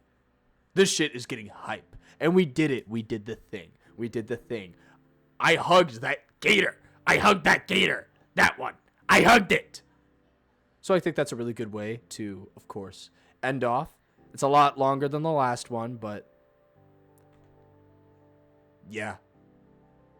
So anyways, without ado, I do bid thee all a farewell, and I hope to see you again in the next one.